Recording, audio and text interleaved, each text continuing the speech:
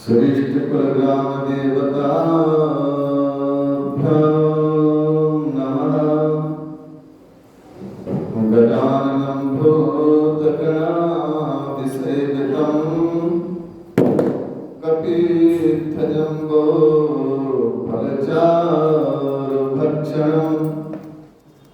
उमासुतमशोकविनाशकारकम् नमामि विघ्नेश्वरपादपङ्कजम्। गुरुर्ब्रह्मा गुरुर्विष्णु गुरुर्देवो महेश्वरः गुरुसाक्षात् परब्रह्म तस्मै श्रीगुरुवे नमः। अखण्डमण्डलाकारं व्याप्तं येन चराचरं तत्पदं दर्शितं येन तस्मै श्रीगुरुवे नमः। शान्तं सस्वतमप्रणयमनघं निर्वाणशान्तिप्रदम् ब्रह्मा संगफणेन्द्रसदृशं वेदान्तवेदं विभं रामाख्याजगदीश्वरं सुरगुरु मायामनोस्यं हरि वन्देऽहं करुणाकरं भगवतं भोपालचूडमणि अतुलितबलधामं हेमशैलं भदेहं दर्जवनकृशानं ज्ञानिनामग्रगण्यं सकलगुणनिधानं पाणिराणं मनीषं रघुपतिप्रियवरदं वातजातं नमामि। रघुपतिप्रियभरतं वातजातं नमामि। वंशे विभूषितकरनवनीरजाभा पीताम्बराधरणबिम्बफलं दरुष्टा पूर्णेन्दुसुन्दरमुखादरकेन्द्रनेत्रं कृष्णात् परमगमपदात्वमहं मजामि।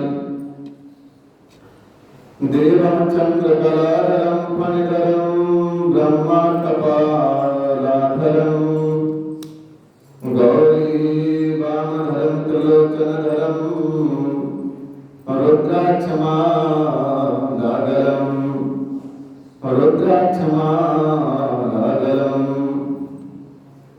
ओलङ्गसङ्गौ सलिलं सलिलं यासोकरण्ये जनकात्मजाय आदायते वदनालङ्कार नमामि तां प्राञ्जलिमलाञ्जलिम् आपदामपहर्तारं दातारं सर्वसम्पदां लोकाभिरामं श्रीरामं भूयो भूयो नमाम्यहम्। सर्वमङ्गलमाङ्गल्ये श्रिये सर्वार्थसाधिके शरण्ये त्र्यम्बके गौरी नारायणी नमोस्तुते। मङ्गलं भगवान् विष्णु मङ्गलं गरुडध्वजा मङ्गलं पुण्डरीकाक्षो मङ्गलाय स्तनो हरि। मङ्गलं भगवान् शम्भो मङ्गलं वृषभध्वजा मङ्गलं पार्वतीनाथ मङ्गलाय स्तनो हर। कृष्णाय वासुदेवाय हरे परमात्मने प्रणतक्लेशनाशाय गोविन्दाय नमो नमः। प्रणतक्लेशनाशाय गोविन्दाय नमो नमः। बोल सद्गुरुदेव भगवान की जय। बोल गजानन भगवान की जय। सत्यनारायण लक्ष्मी नारायण भगवान की जय। श्री रामचंद्र भगवान की हनुमान की जय। जगत जननी दुर्गे मैया की जय। शंकर भगवान की जय। बाकी बिहारी लाल की जय। जुगल जोड़ी सरकार की जय। तुलसा महारानी की जय। भागवत भगवान की जय। सत्य सनातन धर्म की जय। जय जय श्री राधे, जय जय श्री राधे, जय जय श्री राधे श्याम। भगवान श्री आनंद कंद सिद्धानंद भगवान, मधुर बिहारी बांके बिहारी नटवर श्री कृष्ण, भूत भावन भवानी शंकर उमापति महादेव, भगवान श्री सीताराम, भगवान श्री लक्ष्मी नारायण यज्ञ नारायण, श्री हनुमान जी महाराज, महाकाली माँ लक्ष्मी माँ सरस्वती एवं भगवान की बाणमयी और शब्दमयी मूर्ति श्री भागवत भगवान, सभी आवाहित और स्थापित देवताओं के चरणों में बारंबार प्रणाम करते हुए, वंदन करते हुए, सभी संतों के और सभी ब्राह्मणों के चरणों में बारंबार वंदन और प्रणाम करते हुए, सभी भक्तों के हृदय में निवास करने वाले हमारे परम आराध्य श्री ठाकुर जी के चरणों में बारंबार प्रणाम करते हुए, और आप सभी भक्तवती बहनों के हृदय में निवास करने वाली परम्बा जगदम्बा माँ भगवती राजराजेश्वरी के चरणों में बारंबार प्रणाम करते हुए, आइए आज हम पुनः कार्तिक मास के इस पुण्य और पवित्र मास के प्रातः काल के वेला में भगवान श्री आनंद कंद की कृपा से इस कथा रस में, कथा गंगा में जो है पुनः जो है कथा सरोवर में कथा रस अवगाहन करने का ठाकुर जी की कृपा से अवगाहन करेंगे। तो कल आप लोगों ने कथा श्रवण करी, तृतीय स्कंद की कल आपने जो है कथा श्रवण करी, जिसमें कि जो है उद्धव और विदुर की भेंट हुई थी, है ना। उद्धव और विदुर की भेंट हुई। उद्धव ने जो है विदुर से जो है सारी, विदुर ने उद्धव से भेंट कहाँ हुई? यमुना वृंदावन में, यमुना जी के तट पर। अब पांडवों के जो चाचा हैं वो विदुर हैं, उद्धव भगवान के जो परम सखा है, देवगुरु बृहस्पति के जो परम शिष्य हैं, ऐसे उद्धव जी परम ज्ञानी। और दोनों की भेंट हुई यमुना जी के तट पर, और यमुना जी के तट पर विदुर ने राजी को से पूछी सारे यदुवंश की, वृष्णवंश की, भोजवंश की। उद्धव ने बोला, हे विदुर जी, हमारे जो जितने संबंधी हैं, संबंधी मतलब रिश्तेदार, जितने हमारी यदुवंशी रिश्तेदार हैं, वृष्णिवंश हैं, भोजवंशी हैं, वो हमारे सारे रिश्तेदार ठीक हैं। उसके बाद जो है बांके बिहारी के बारे में पूछा कि हमारे जो ठाकुर जी हैं, हमारे जो परम आराध्य हैं, क्या वो ठीक हैं? बलराम जी का जो पुनः सारा वृत्तांत जो है पूछा, और लास्ट में जो है विदुर ने फिर कहा, बोला प्रवास क्षेत्र में भगवान ने इस भूधरा धाम की लीला का संवरण जो है कर दिया है। अब भगवान इस भूधरा धाम को छोड़ करके और अपने गौलोक में जो है अपनी लीला को समाप्त करके जो है चले गए, यहाँ से अंतर ध्यान हो गए।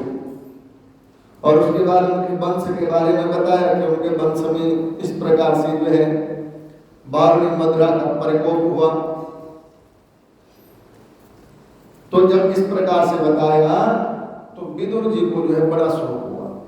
फिर उद्धव जी ने जिस प्रकार से भगवान ने उद्धव को जब परम धाम को जा रहे थे भगवान, तो उद्धव ने जब बड़ा शोक किया। उद्धव ने बोला, प्रभु मैं कैसे रहूंगा, दुनिया कैसे रहेगी, भक्त कैसे रहेंगे हैं? जिन भक्तों को तुमने चलना सिखाया, बोलना सिखाया, आज आप उनको छोड़ करके परम धाम को जा रहे हो। तो भगवान ने जो है उस समय उद्धव को जो है भागवत ज्ञान जो है प्रदान किया। उद्धव जो शोक कर रहे थे, उद्धव जो चिंतित थे, उद्धव के मन में जो मित्र से बिछुड़ने का जो शोक था, तो भगवान ने उस समय भागवत ज्ञान दिया उद्धव को।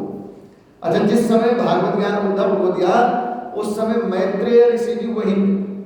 अब दोनों कौन कौन? उद्धव जी और मैत्रेय ऋषि। ये सारी वार्तालाप जब बताई, ये विदुर और विदुर का संवाद और उद्धव का संवाद चल रहा। उद्धव ने जब सारा वृत्तांत बता दिया विदुर को, तो तब उद्धव ने कहा, उद्धव कह रहे हैं कि हे विदुर जी, अब मैं जो हूँ भगवान जब परम धाम को चले गए तो मैं भी यात्रा करने के, मुझे इच्छा नहीं है इस शरीर की, इसलिए यात्रा करने के लिए मैं जा रहा हूँ।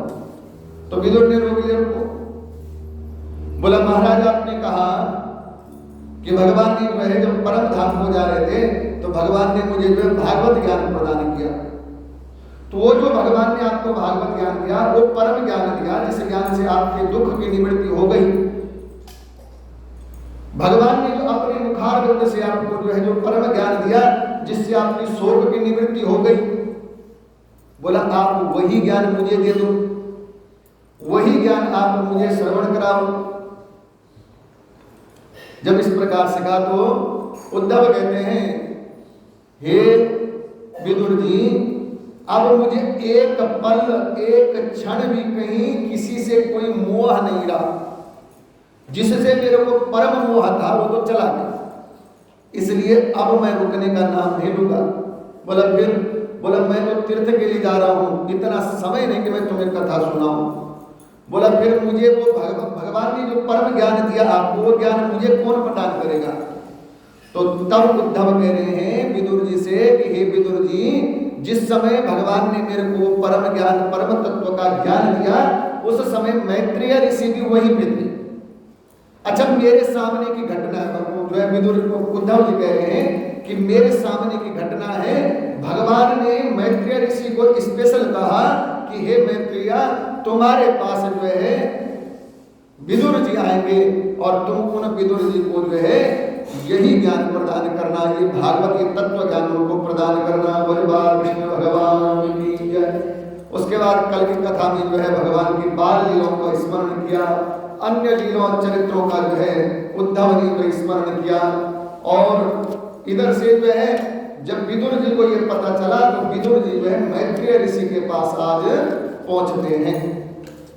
वही परम तत्व परम ज्ञान के लिए मैत्रेय ऋषि के पास पहुंचे और मैत्रेय ऋषि को बोला, हे महाराज, भगवान ने जो परम तत्व का ज्ञान आपको दिया वही ज्ञान आप मुझे प्रदान करवाए कि परिवार कृष्ण भगवान की जय।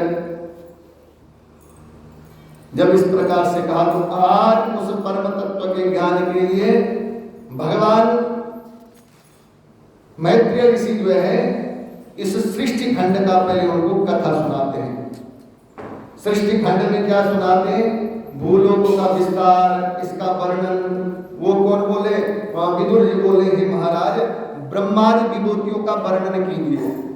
भगवान जो ब्रह्मादि विभूतियों को उत्पन्न करते हैं, जैसे ब्रह्मा हो गए, रुद्र हो गए, शंकर हो गए, अग्नि हो गए, वरुण हो गए, इन ब्रह्मादि विभूतियों का वर्णन कीजिए। और कह रहे हैं जिसने पुत्र पौत्र नाती कुटुंबियों सहित तरह तरह की प्रजा उत्पन्न की, उससे यह सारा ब्रह्मांड भर गया। ऐसे ब्रह्मादि तत्व का जो है आप मुझे कथा सुनाइए। अब पुत्र पौत्र परपौत्र भगवान ने तो न उत्पन्न किया, भगवान ने तो नाभि कमल में एक ब्रह्मा जी को उत्पन्न किया। तो कह रहे जो वो परम तत्व है, उसके बाद वो ब्रह्मा है जिसने ये सारी प्रजा बनाई, उसका भी मुझे विस्तार से कथा सुनाइए। उसके बाद कहा भूलोक का, मनुष्यों का, देवताओं का जितना विस्तार है वो सब मुझे आप श्रवण करवाइए। बोले बाल कृष्ण भगवान की। और जब ये कहा तब मैत्रेय ऋषि बोलते हैं कि हे विदुर जी, तुम्हारा जितना भी संशय है ना, तुम्हारे जितने भी सवाल हैं, उन सवालों का एक ही साधन, उन सवालों की एक ही पूंजी, उन सवालों का एक ही स्रोत। आपके लाखों सवाल क्यों ना हो जाए, लेकिन उसका स्रोत, उसकी पूंजी एक ही है, उसका अमृतमय कलश एक ही है, वह है भागवत भगवान। बोले भागवत भगवान की जय। इसीलिए हे मैत्रेय ऋषि, भगवान ने जो भागवत मुझे सुनाया, जो परम तत्व मुझे सुनाया, मैं तुम्हारे को सुनाने जा रहा हूं। और क्या कह रहे हैं? सृष्टि के पूर्व बोला, जब सृष्टि जो है सर्वप्रथम, कल आपने कथा में सुना होगा कि ब्रह्मांड को जो फाड़ करके जब नारायण जो है वो नर जो बाहर निकला, तो 1000 वर्ष तक जो है उसी जल में, जल की सृष्टि कर दी। ब्रह्मांड को बना करके एक जो है ब्रह्मांड एक अंडाकार में विराजमान था, उसको फाड़ा, उससे बाहर निकला और फिर सोचा कि यहाँ क्या होगा, तो बोला जल होगा।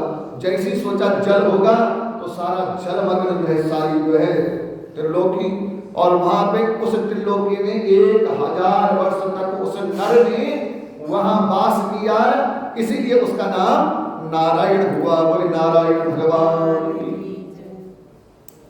तो आज वहीं से जो है मैत्रेय ऋषि विदुर को सुना रहे। अच्छा, ये कथा का विस्तार सुनिए। सुखदेव जी राजा परीक्षित को सुना रहे हैं, सूत जी सौनकादि ऋषियों को सुना रहे हैं, स्वयं ब्रह्मा जी अपने पुत्र नारद को सुना रहे हैं। अच्छा, मैत्रेय ऋषि विदुर जी को सुना रहे। जगह जगह कथा, कथा तो ऐसी है, ये कथा का विश्राम हो सकता है, कथा कभी पूर्ण हो ही नहीं सकती, अनंत है। हरि अनंत हरि कथा है ना। तो यहां पर आज जो है मैत्रेय ऋषि कह रहे हैं, सुनो विदुर जी, सृष्टि के पूर्व में जब सृष्टि हुई ही नहीं थी, कि उस समय जो सारी सृष्टि जलमग्न थी। बोल फिर जलमग्न थी तो कुछ ना कुछ तो रहा होगा, ऐसी तो ना सृष्टि बन गई। जल ने तो ना पौधे बना दिए, कुछ ना किसी कृपा, किसी की ना किसी की कृपा हुई होगी। भाई हमारी एक जगह पे मिट्टी है, मिट्टी होती है ना, मिट्टी, आप एक गमले में मिट्टी रखो, केवल गमला सजा दो, गमले में मिट्टी डाल दो और उसको साफ सफाई कर दो मिट्टी की। अब आप बोलेंगे 6 दिन बाद इसमें आम का पौधा उगेगा, हो सकता है ऐसा? असंभव है। अकेली मिट्टी में जब तक आप उसमें बीज नहीं दोगे, तब तक उसमें किसी भी वृक्ष की उत्पत्ति नहीं हो सकती। तो इसी प्रकार से जो है मैत्रेय ऋषि कह रहे हैं विदुर जी से, हे विदुर जी, जब सृष्टि प्रारंभ केवल जल था, तो बोला अकेला जल, उसके ऊपर उसके साथ कोई ना तो कोई रहा होगा, जिसकी कृपा से जल के ऊपर सृष्टि बनी। यह जल में जो है पृथ्वी बनी। आप बोले सारा जल ही था तो पृथ्वी कहां से आ गई? अगर जल ही था तो पृथ्वी कहां से आ गई? तो तब बोला क्यों नहीं, उसमें सुनो विदुर जी, उसके ऊपर जो है उस जल के ऊपर क्या था? बोला शेषनाग भगवान। बोले शेषनाग भगवान की जय। उस जल के ऊपर एक ही थे, वो थे शेषनाग भगवान। वो श्लोक आप डेली पढ़ते, शांताकारं भुजगशयनं पद्मनाभं सुरेशं। बस इस मंत्र को समझ लिया ना किसी ने, तो आधे से ज्यादा भागवत का ज्ञान तो इसमें छुपा। छोटे छोटे मंत्र होते लेकिन ज्ञान बहुत होता है। आधे से ज्यादा मतलब ये पता चल जाएगा कि सृष्टि की उत्पत्ति और सृष्टि का रचयिता, सृष्टि बनी कैसे, एक छोटे मंत्र में इतना पता चल जाता है। तो बोला श्री नारायण शेष सैया पर पौड़ थे, सो रखे थे। भुजग शयनम, शेष सैया पर जो है पौड़ यानी सो रहे थे, और वे अपनी ज्ञान शक्ति को अक्षुण्ण रखते हुए योग निद्रा का आश्रय ले रहे थे। अच्छा, ये कथा अलग अलग आई है। अब कोई बोलेगा ये कथा अलग अलग क्यों है? एक जगह नाभि कमल से ब्रह्मा जी उत्पन्न हुए, यहाँ तो ऐसा हुआ भागवत में। देवी भागवत में जो है नाभि कमल में ब्रह्मा जी थे, ब्रह्मा जी को कुछ दिखा नहीं, वहां मधुकैटभ दैत्य उत्पन्न हुए और 5000 वर्ष तक उनका युद्ध हुआ। पर ऐसा नहीं कि ये कथा में भेद है, कथा में कोई, कथा बिल्कुल वही है, लेकिन कल्प भेद है। एक कल्प की कथा भगवान ने एक बार अवतार नहीं किया, न जाने कितनी बार भगवान ने अवतार ले चुके हैं, कितनी बार चतुर्युग पहले आ चुकी है, इसलिए कल्प भेद की कथाएं हैं। बोले बाल कृष्ण भगवान की जय। तो मैत्रेय ऋषि बोल रहे, बोला भगवान योग निद्रा का आश्रय ले रहे थे, नेत्र बंद थे, सृष्टि कर्म से जो अवकाश, छुट्टी थी। सृष्टि कर्म समझते आप, सृष्टि को बनाना, पेड़ पौधा वृक्ष सभी चीज, बोला उन कर्मों से भगवान ने अवकाश, जैसे हम बोलते हैं ना कि आज हमने छुट्टी ले रखी है, तो भगवान उन कर्मों से, सृष्टि कर्म से जो है अवकाश लेकर आत्मानंद में, केवल अपने ही आत्मा में, अपने आत्मानंद में मग्न, किसी भी क्रिया का उन्मेष नहीं था, क्या करना है क्या नहीं करना। अच्छा, जब तक इच्छा शक्ति नहीं है तब तक कोई कार्य नहीं हो सकता है। बोले बाल कृष्ण भगवान की जय। तो यहाँ पे मैत्रेय ऋषि बोलते भगवान तो उन्मत्त थे, कोई जो है क्रिया शक्ति नहीं थी, बिल्कुल शेष शैया पे ऐसे सो रहे थे। बोला कैसे, बोला योग निद्रा के आदि थे, और इस प्रकार से जो है आधारभूत जल में भगवान ने शयन किया। और कितने समय क्या बोला, 1000 वर्ष तक भगवान ने जल में शयन किया। उन्होंने अपने शरीर में लीन हुए और फिर जो है सोते सोते क्या हुआ, भगवान ने जो है अपने शरीर में ही अनंत बहुत सारे लोक देखे। सोते सोते, अभी सोते हुए देख रहे हैं कौन से, घोर भुवा स्वाहा जन्म तत्व सत्य अतल वितल सुतल तलातल पाताल आदि लोगों को भगवान देख रहे हैं, सोच रहे हैं कि ऐसे वह लोग होंगे, ऐसे लोग बनेंगे। और जैसे जैसे भगवान ने सोचा वैसे वैसे भगवान के उन लोगों का निर्माण हो गया। बोले बाल कृष्ण भगवान की। भगवान जो सोचते हैं वो प्रकट हो जाता है। तो इस प्रकार से बोला, और सृष्टि की रचना के निमित्त उनके नाभि देश में उनके मन में अब इच्छा हुई कि मैं सृष्टि की रचना करूंगा। अभी सो रहे हैं, सोते सोते सोच रहे हैं। देखो भगवान की लीला, भगवान की माया, जो सोचते हैं भगवान वही होता है। अगर हम सोच जाए वही हो जाए तो बहुत गजब की बात, तब तो स्वयं भगवान ना हो जाए।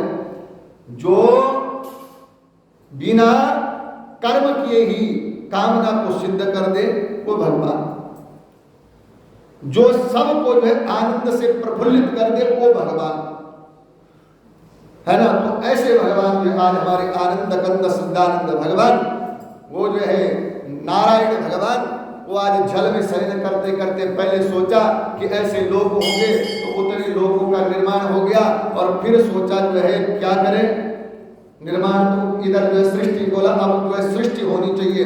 जैसे ही भगवान ने ऐसे सोचा, उसी समय भगवान की नाभि में एक कमल का फूल, कमल की नाल खिल गई। और देखते देखते भगवान के उस नाभि को जो है, नाभि से जैसे कमल की नाल खिली थी, उसके ऊपर सुंदर जो है, वैसे तो कहते हैं कि ये जो है हजारों पंखुड़ी वाला वो कमल था, सहस्रों पंखुड़ियों वाला, लेकिन 4 पंखुड़ी जो विशाल पंखुड़ी है वो आज जो है कमल का फूल भगवान के नाभि कमल में जो प्रकट होकर के खिल गया। बोले बाल कृष्ण भगवान की जय। और बोला उतना होते उतना ही रहा, बोला नहीं उतना ही हुआ। देखते ही देखते उस नाभि कमल में एक जो है बाबा बैठ गए दाढ़ी वाले, और वो कौन, ब्रह्मा जी। बोले वेद भगवान की जय। अच्छा, ब्रह्मा जी जब बैठे, ब्रह्मा जी की आंख बंद थी। ब्रह्मा जी को पता नहीं कहां से, क्योंकि भगवान जब अपनी लीला करना चाहते हैं तो अपने शरीर से सबको प्रकट करते हैं, और भगवान जब अपनी लीला समेटना चाहते हैं तो सबको अपने शरीर में ही स्थान दे देते हैं।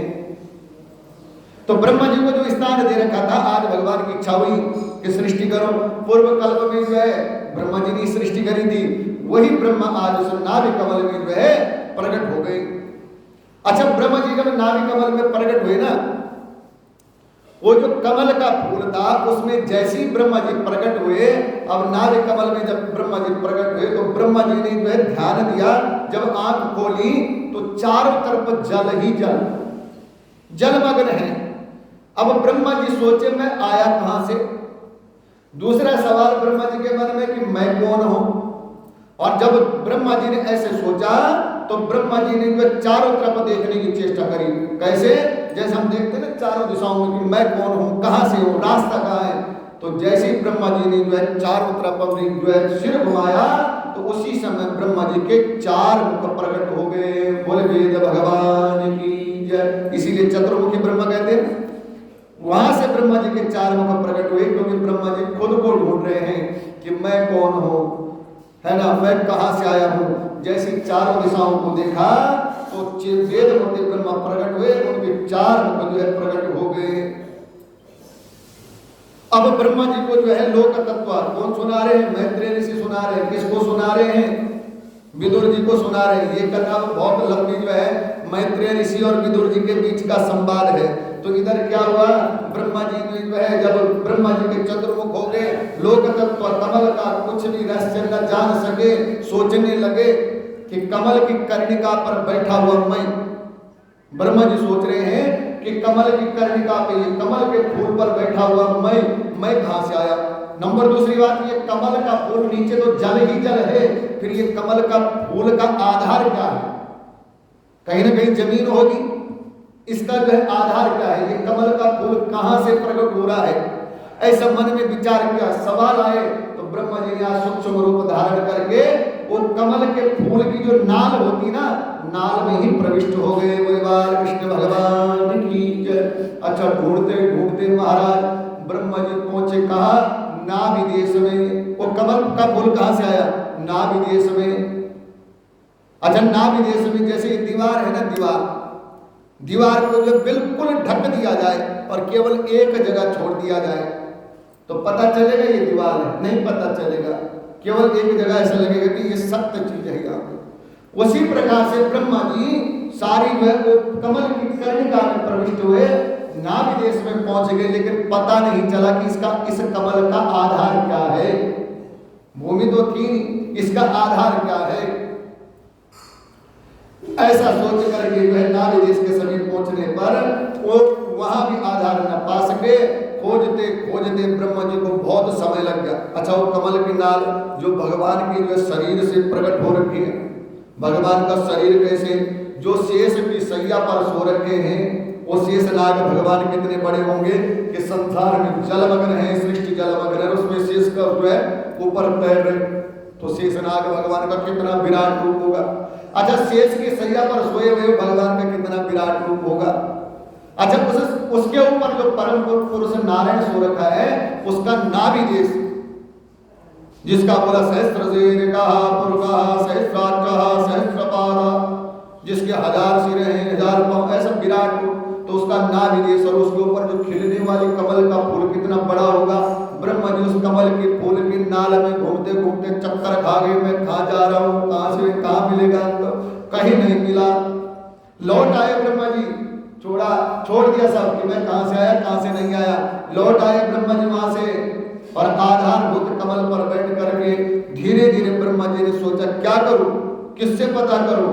तो प्राण वायु को जीत कर जो है अपने नाक से एक बार नाक बंद करे, प्राण वायु को जोर से खींचा, जिसको बोलते ना, और इस प्रकार चित्त को निसंकोच किया और समाधि में स्थित हो गए। अब एक ही साधन है, आंख जहां जैसे में प्रकट हुआ था वैसे करूंगा। बोला कैसे? आंख बंद करके प्रकट हुआ था, आंख बंद करके ही रहूंगा।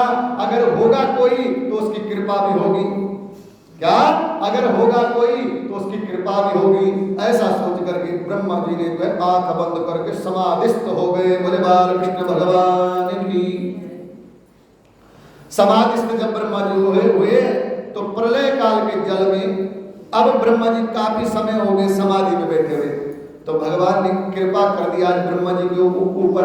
क्या कृपा करी कि समाधि में ही ब्रह्मा जी देख रहे, अभी आंख नहीं खुली, समाधि में ही ब्रह्मा जी देख रहे हैं कि प्रलय कालीन जल में, बहुत प्रलय कालीन जल मतलब सारा जल ही जल है, कहीं भूमि तो है ही नहीं।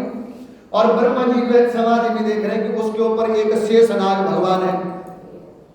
और फिर क्या देखा उन्होंने कि कमल नाल सदृश और उस शेष नाग के ऊपर जो है भगवान नारायण विराजमान है, शयन कर रहे हैं। ब्रह्मा जी अभी आंख खोल गए नहीं, केवल समाधि में देख रहे हैं ब्रह्मा जी, और देखा कि उसके ऊपर भगवान जो है नारायण, लक्ष्मी नारायण विराजमान है। और ब्रह्मा जी समाधि में क्या देख रहे हैं कि उसी नारायण की नाभि कमल से जो है कमल की नाल खिल रही है। और फिर उसके ऊपर देखा समाधि में जैसे भगवान ने ब्रह्मा जी को प्रकट किया था, वैसे ब्रह्मा जी देख रहे हैं कि कमल के फूल के ऊपर मैं बैठा हूं। बोले बाल कृष्ण भगवान की। अकेले देखा, अब वहां देखा कि और तो कोई है ही नहीं। अच्छा, शेषनाग भगवान का भी पूरा रूप नहीं, उसका जो है नारायण का पूरा रूप नहीं देखा, केवल नाभि कमल देखा नारायण का। यहाँ भागवत में वर्णन आया है, केवल नाभि कमल में कमल की नाल देखी, कमल के ऊपर अपने को देखा और बोला जो है अकेले विशाल विग्रह से पर पुरुषोत्तम भगवान के विशाल विग्रह के ऊपर कमल की नाल और लेटे हुए शेष के 10,000 फण। और बोला शेषनाग कैसे? बोला 10,000 जिसके फण हैं, शेषनाग ऐसा लग रहा उसके फण ऐसे लग रहे हैं मानो कि पर्वतराज आज में भगवान के ऊपर अपनी छत्र छाया दे रहे हों। बोले बालकृष्ण भगवान की जय। मस्तकों पर किरीट, उस शेषनाग भगवान के मस्तक पर जो किरीट मणि से सुशोभित। और तब जाके ब्रह्मा जी ने जो भगवान का रूप देखा, क्यों हो अब अभी समाधिस्थ हैं, अभी आंख नहीं खुली, केवल समाधि में देख रहे हैं। अपने भक्त वत्सल कल्पतरु चरण कमलों के दर्शन दे रहे हैं। तब भगवान ने भक्तवांचल भगवान ने जो है ब्रह्मा जी को जो है अपने दर्शन दिए, वो भी समाधि में अभी। और उसके बाद केसर भगवान का रूप बताया। बोला कैसे? बोला केसर के समान पीला वस्त्र, सुवर्णमयी मेखला, वक्षस्थल में अमूल्य हार पहना हुआ है, पीतांबर रूप धारण करा हुआ है, ऊपर सुंदर स्वर्ण मुकुट से जड़ित है, बाजूबंद और कमरबंद सुशोभित हो रही है। और भगवान शंख चक्र गदा पद्म धारण किए हुए ऐसे लक्ष्मी नारायण के आज ब्रह्मा जी ने समाधिस्थ दर्शन किए। बोले बालकृष्ण भगवान की। ब्रह्मा जी ने भगवान के नाभि सरोवर में प्रकट हुए, वह कमल, जल, आकाश, वायु, अपना शरीर। और उसके बाद जो है थोड़ी देर बाद भगवान जब जो है नेत्र दृष्टि समाधि जब दिखे नहीं तो ब्रह्मा जी ने नेत्र खोले। उधर समाधि में तो दिख गए, लेकिन ब्रह्मा जी जब भगवान नहीं दिखे, भगवान ने जो है समाधि से जो अदृश्य हो गए, तो तुरंत ब्रह्मा जी ने नेत्र खोले। अच्छा, नेत्र खोलने के बाद जो पहले देख रहे थे बाद में नहीं देखा। नेत्र खोलने के बाद उन्होंने क्या देखा? जल, आकाश, वायु और अपना शरीर। कमल, पहली चीज उन्होंने क्या देखा कि कमल का फूल है। नीचे नजर दौड़ाई तो आसन में कमल का फूल है।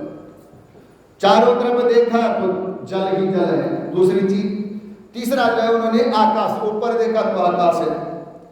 चौथी चीज उन्होंने क्या देखा? वायु, हवा चल रही है। और पांचों उन्होंने अपना शरीर देखा। इससे अन्यत्र जो उन्होंने पहले देखा था जब समाधि में थे, इससे इन 5 चीजों से अन्यत्र ब्रह्मा जी को कुछ दिखाई नहीं दिया। बोले बालकृष्ण भगवान की जय। जब इस प्रकार से हुआ तो अब ब्रह्मा जी को समझ में आ गया कि मेरी परम सत्ता कोई और है, मेरे परम आराध्य परम गुरु कोई और है, जिन्होंने मुझे किसी कार्य के लिए प्रकट किया। ये समझ में आ गया ब्रह्मा जी को।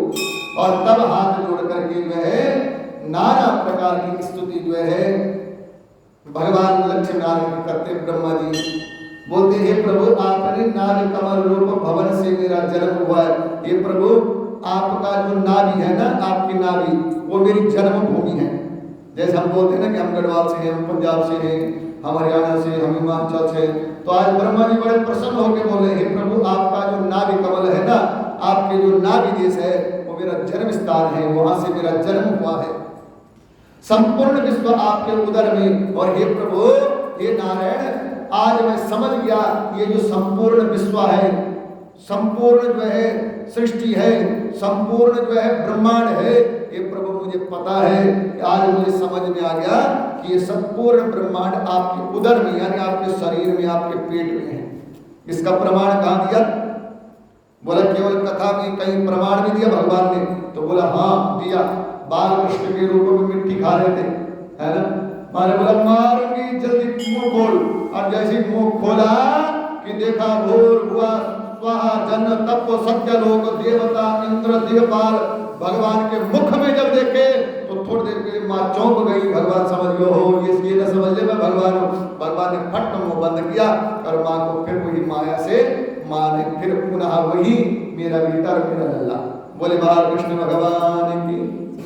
तो ब्रह्मा जी ने जो कहा था भगवान ने उसको जब उदाहरण भी दिया कि हाँ है, कृष्ण रूप में उदाहरण दिया कि देखो है, मैंने ऐसे बोला नहीं, वास्तव में ये सारा ब्रह्मांड मेरे शरीर में है। अब ब्रह्मा जी कह रहे हैं जिससे मैं पूर्व काल के समान, हे प्रभु आप, मैं समझ गया कि आप मुझसे क्या चाहते हो। हे नारायण, मैं समझ गया कि आप मेरे से क्या चाहते हो, इसलिए ऐसी कृपा करो मेरे ऊपर कि जैसे मैंने पूर्व कल्प में सृष्टि की रचना करी थी वैसी मैं फिर से सृष्टि की रचना कर सकूं, ऐसी कृपा कर दो मेरे ऊपर। दूसरा क्या करें, भगवान कह रहे हैं, भगवान ब्रह्मा जी कह रहे हैं, ये प्रभु मेरे ऊपर ऐसी कृपा करो कि मैं सृष्टि की रचना तो करूं लेकिन मेरे मन में कभी ये ना आ जाए कि मैंने सृष्टि की रचना करी है। बोले बालकृष्ण भगवान की जय।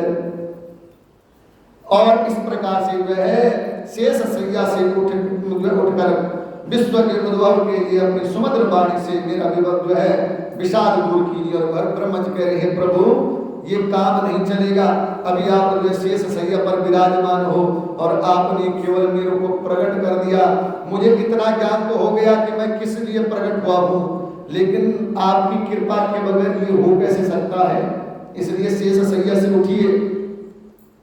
तो भगवान अभी वह योग निद्रा के अधीनस्थ ही है, लेकिन भगवान की वाणी ने आज ब्रह्मा जी को कहा, तुम एक बार फिर से तप करो। हे ब्रह्मा जी, पिछले कल्प में तुमने तप किया था, तब जाकर के तुम सृष्टि की रचना कर पाए, इसलिए एक बार से फिर तुम तप करो और भागवत ज्ञान का अनुष्ठान करो। हे ब्रह्मा जी, तुम तप करो और भागवत ज्ञान का अनुष्ठान करो। अच्छा, इस भागवत में कितनी परम शक्ति है, भगवान ने वे अपनी सारी शक्तियां जो है इस भागवत में समाहित कर दी।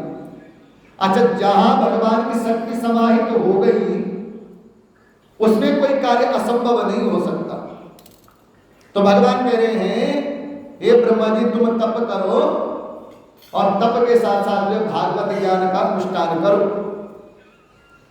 और जब तुम ऐसा करोगे तो तुम्हें जो है स्पष्टतया अपने अंतःकरण में देखोगे, तब तुम्हें कैसा करना है, क्या करना है, सब तुम जो है अपने अंतःकरण में देखोगे। बोले बाल कृष्ण भगवान की जय।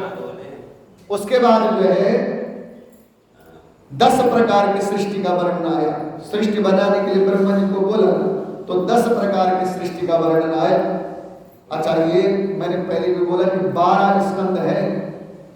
ये भागवत महापुराण ऐसा है कि हम तो कथावाचक नहीं है भाई, साधारण जो है पढ़ते हैं सुबह शाम को, वही आपको सुनाते हैं, लेकिन इन को पढ़ने के बाद मुझे ऐसा लगा कि इस भागवत पे अगर 1 वर्ष नहीं 10 वर्ष भी बोला जाए तो भागवत को जो है पूर्ण कोई कर नहीं सकता। बोले बाल कृष्ण भगवान की जय। अच्छा, जब मैं पंडित ऐसा समझ लूं तो जो व्याकरण के प्रखर जो है वक्ता होंगे वो क्या समझते होंगे, तो इतनी जो है बल, इतना ज्ञान इसके अंदर है। तो ब्रह्मा जी अब जो है, ब्रह्मा जी को जब सृष्टि का जो है रचना के आदेश दी तो पहले 10 सृष्टि का ज्ञान हुआ, 10 प्रकार की सृष्टि बताया, 10 प्रकार के भागवत के श्लोक, चतुर्श्लोकी भागवत, 10 श्लोकी भागवत, उसी प्रकार 10 प्रकार की सृष्टि है। मैत्रेय जी ने कहा विदुर जी से, हे विदुर जी, अपने आत्मा में श्री नारायण में लगाकर 100 दिव्य वर्षों तक ब्रह्मा जी ने तप किया। 1 वर्ष नहीं, जब भगवान ने कहा तप करो तो अपनी आत्मा, अपनी बुद्धि, अपना चित्त, अपना मन ब्रह्मा जी ने वह सब जो है भगवान के चरणों में लगा। तप तभी सिद्ध हो सकता है, जप तभी सिद्ध हो सकता है, व्रत तभी सिद्ध हो सकता है, दान तभी फल दे सकता है जब अपने मन, बुद्धि, विवेक सब भगवान के चरणों में अर्पण की जाए। तो आज वह उस तप का प्रभाव ब्रह्मा जी ने जो है क्या कहा, वह मैत्रेय ऋषि कह रहे हैं कि दिव्या 100 दिव्य वर्षों का एक, अच्छा ये वर्ष ऐसा नहीं हमारे वाले 100 वर्ष नहीं, भगवान वाले 100 दिव्य वर्ष तक जो है ब्रह्मा जी ने भगवान का तप किया। प्रबल तपस्या और हृदय में स्थिति आत्मा ज्ञान से उनका विज्ञान बल बढ़ गया। जब उनके जो आत्मा ज्ञान बढ़ गया, आत्मा ज्ञान से विज्ञान बल बढ़ गया। अच्छा, जब तक जो है आत्मा ज्ञान नहीं बढ़ेगा तब तक विज्ञान बल भी नहीं बढ़ेगा। आत्मा ज्ञान बल जब मिलता है ना, तभी साइंटिस्ट जो है साइंस वाले साइंटिस्ट बनते हैं। आत्मा ज्ञान का जब बल बनता है तभी कथावाचक बनता है। आत्मा ज्ञान का बल जब मिलता है तभी ज्योतिषी बनता है। तो सबसे पहले आत्मा ज्ञान की। अच्छा, जो परम ज्ञान है, ये तो सांसारिक ज्ञान है, जो परम तत्व का ज्ञान है अगर वो मिल जाए ये तो अलग अलग ज्ञान है ना, डिपार्टमेंट है, कोई ज्योतिषी बना, कोई फलाना, कोई, लेकिन जिसने परम तत्व का ज्ञान अर्जित कर दिया वो कुछ भी संभव। जब एक विज्ञान पढ़ के कोई साइंटिस्ट बन सकता है, जिसने परम ज्ञान अर्जित कर लिया तो सब कुछ सर्वज्ञ बन गया। तो ब्रह्मा जी ने परम ज्ञान की जब प्राप्ति करी तो उनका विज्ञान बल बढ़ गया और उन्होंने जल के साथ वायु को, ब्रह्मा जी ने क्या किया, जल था ना जो जल, वो जल और वायु को पी लिया। फिर जिस प्रकार स्वयं बैठे थे आकाश व्यापी कमल को देखकर उन्होंने विचार किया, पूर्व कल्प में लीन हुए लोगों में मैं इसी से सोचूंगा, जो पूर्व कल्प में जितने लोग थे मैं इसी में सोचूंगा। और इस प्रकार से तब भगवान के द्वारा सृष्टिकर्ता युक्त ब्रह्मा जी ने उस कमल में, फिर से उस कमल में प्रवेश किया। पहले एक बार तो भगवान को ढूंढने के लिए गए थे, अब ब्रह्मा जी ने सृष्टि करने के लिए एक बार फिर उस कमल में प्रवेश किया। और जब प्रवेश किया तो उससे एक एक करके उन्होंने 3 पंखुड़ियां निकाली उससे। वैसे तो 1000 दल वाला कमल बताया गया है, लेकिन 3 पंखुड़ियां ब्रह्मा जी ने जब निकाली तो उससे हुआ भूर, भुवा और स्वाहा। क्या उत्पन्न किया? भूर, भुवा और स्वाहा, ये 3 भाग के, यद्यपि बोला इससे अधिक लोगों के रूप में विभाग किए जा सकते हैं। और इससे ये भी समझ सकते हो सरल भाषा में, स्वर्ग, पृथ्वी, पाताल इत्यादि तीनों लोगों का जो है निर्माण हो गया, भूर्भुव स्वा का निर्माण हो गया। बोले कृष्ण भगवान की जय। और पहली सृष्टि, फिर 10 सृष्टि बनाई। पहली सृष्टि कौन सी है? महातत्व की सृष्टि है। 10 प्रकार की सृष्टि, जैसे हम बोलते हैं ये हमारी सृष्टि है, ये हमारी धरती है, ये हमारा जो है संसार है। तो 10 प्रकार का संसार है, 10 प्रकार की सृष्टि है। अकेला मनुष्यों का संसार नहीं है, अकेला हम ही नहीं कि हमारा संसार है। जो पशु पक्षी हैं उनका भी संसार है, उनकी भी सृष्टि है। जिस प्रकार से हमारी सृष्टि है उसी प्रकार से उनकी भी सृष्टि है। पहली सृष्टि का नाम है महातत्व की सृष्टि। अच्छा, इसमें अहंकार, पृथ्वी आदि के गुण। दूसरी सृष्टि जो है अहंकार की सृष्टि है। पहले महातत्व की सृष्टि, दूसरी अहंकार की। और इसमें पंचभूत जो है अहंकार की सृष्टि है, इसमें जो है पंचभूत एवं ज्ञान इंद्रिय कर्म इंद्रियों की उत्पत्ति होती है। जो अहंकार की सृष्टि है, जितना ज्ञान इंद्रिय और कर्म इंद्रिय है इसी अहंकार की सृष्टि में उत्पन्न होते हैं। अब इसका छोटा सा उदाहरण, हो सकता है मैं गलत हूं समझाने में। अहंकार की सृष्टि में ज्ञान इंद्रिय और कर्म इंद्रियां जो उत्पन्न होती है, तो बोला अहंकार की सृष्टि में ज्ञान इंद्रिय कैसे प्रकट हो गई? तो उदाहरण के तौर पर ये है, ये क्या है? बृहस्पति, बृहस्पति का क्षेत्र है। लेकिन जब आपको सबसे पहले क्रोध आए तो बोले बाल कृष्ण भगवान की। स्थान कितना बढ़िया है, देवगुरु बृहस्पति का स्थान अगर कोई है तो हमारी इस उंगली में जो स्थान दिया गया है। लेकिन अचानक क्रोध आया, धमकी देनी हो तो बोले बाल कृष्ण भगवान की। तो ज्ञान इंद्रिया, मैंने कल परसों भी कहा था कि ज्ञान इंद्रिया हमारी ऐसी है जो हमारे को पाप और पुण्य दोनों में संलग्न करवाती है। अगर जिसने अपने कर्म इंद्रियों को लगाम लगा दिया वो दशरथ बन गया। दशरथ का मतलब ये है भगवान रामचंद्र जी के पिता राजा दशरथ। दशरथ का मतलब ये सब, इसी को कहते हैं ज्ञान इंद्रिया और कर्म इंद्रियों पे जिसने लगाम लगा दी उसी का नाम है दशरथ। बोले बाल कृष्ण भगवान की। तो दूसरी सृष्टि बताई, पहले महातत्व की सृष्टि, दूसरी अहंकार की सृष्टि बता दी, उसमें क्या होता है वो आपको बता दिया। और तीसरी जो है सृष्टि भूत सर्ग सृष्टि है। पहली महातत्व, दूसरी अहंकार और तीसरी सृष्टि भूत सर्ग की। इसमें महापंचभूतों को उत्पन्न करने वाला तन्मात्र वर्ग रहता है। जो पंचभूत उत्पन्न करते हैं वो इस सृष्टि में रहते हैं।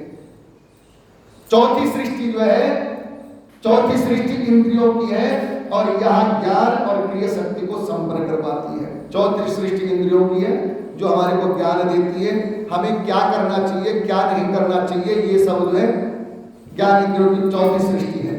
और पांचवी सृष्टि जो है, जिस सृष्टि का नाम है सात्विक सृष्टि।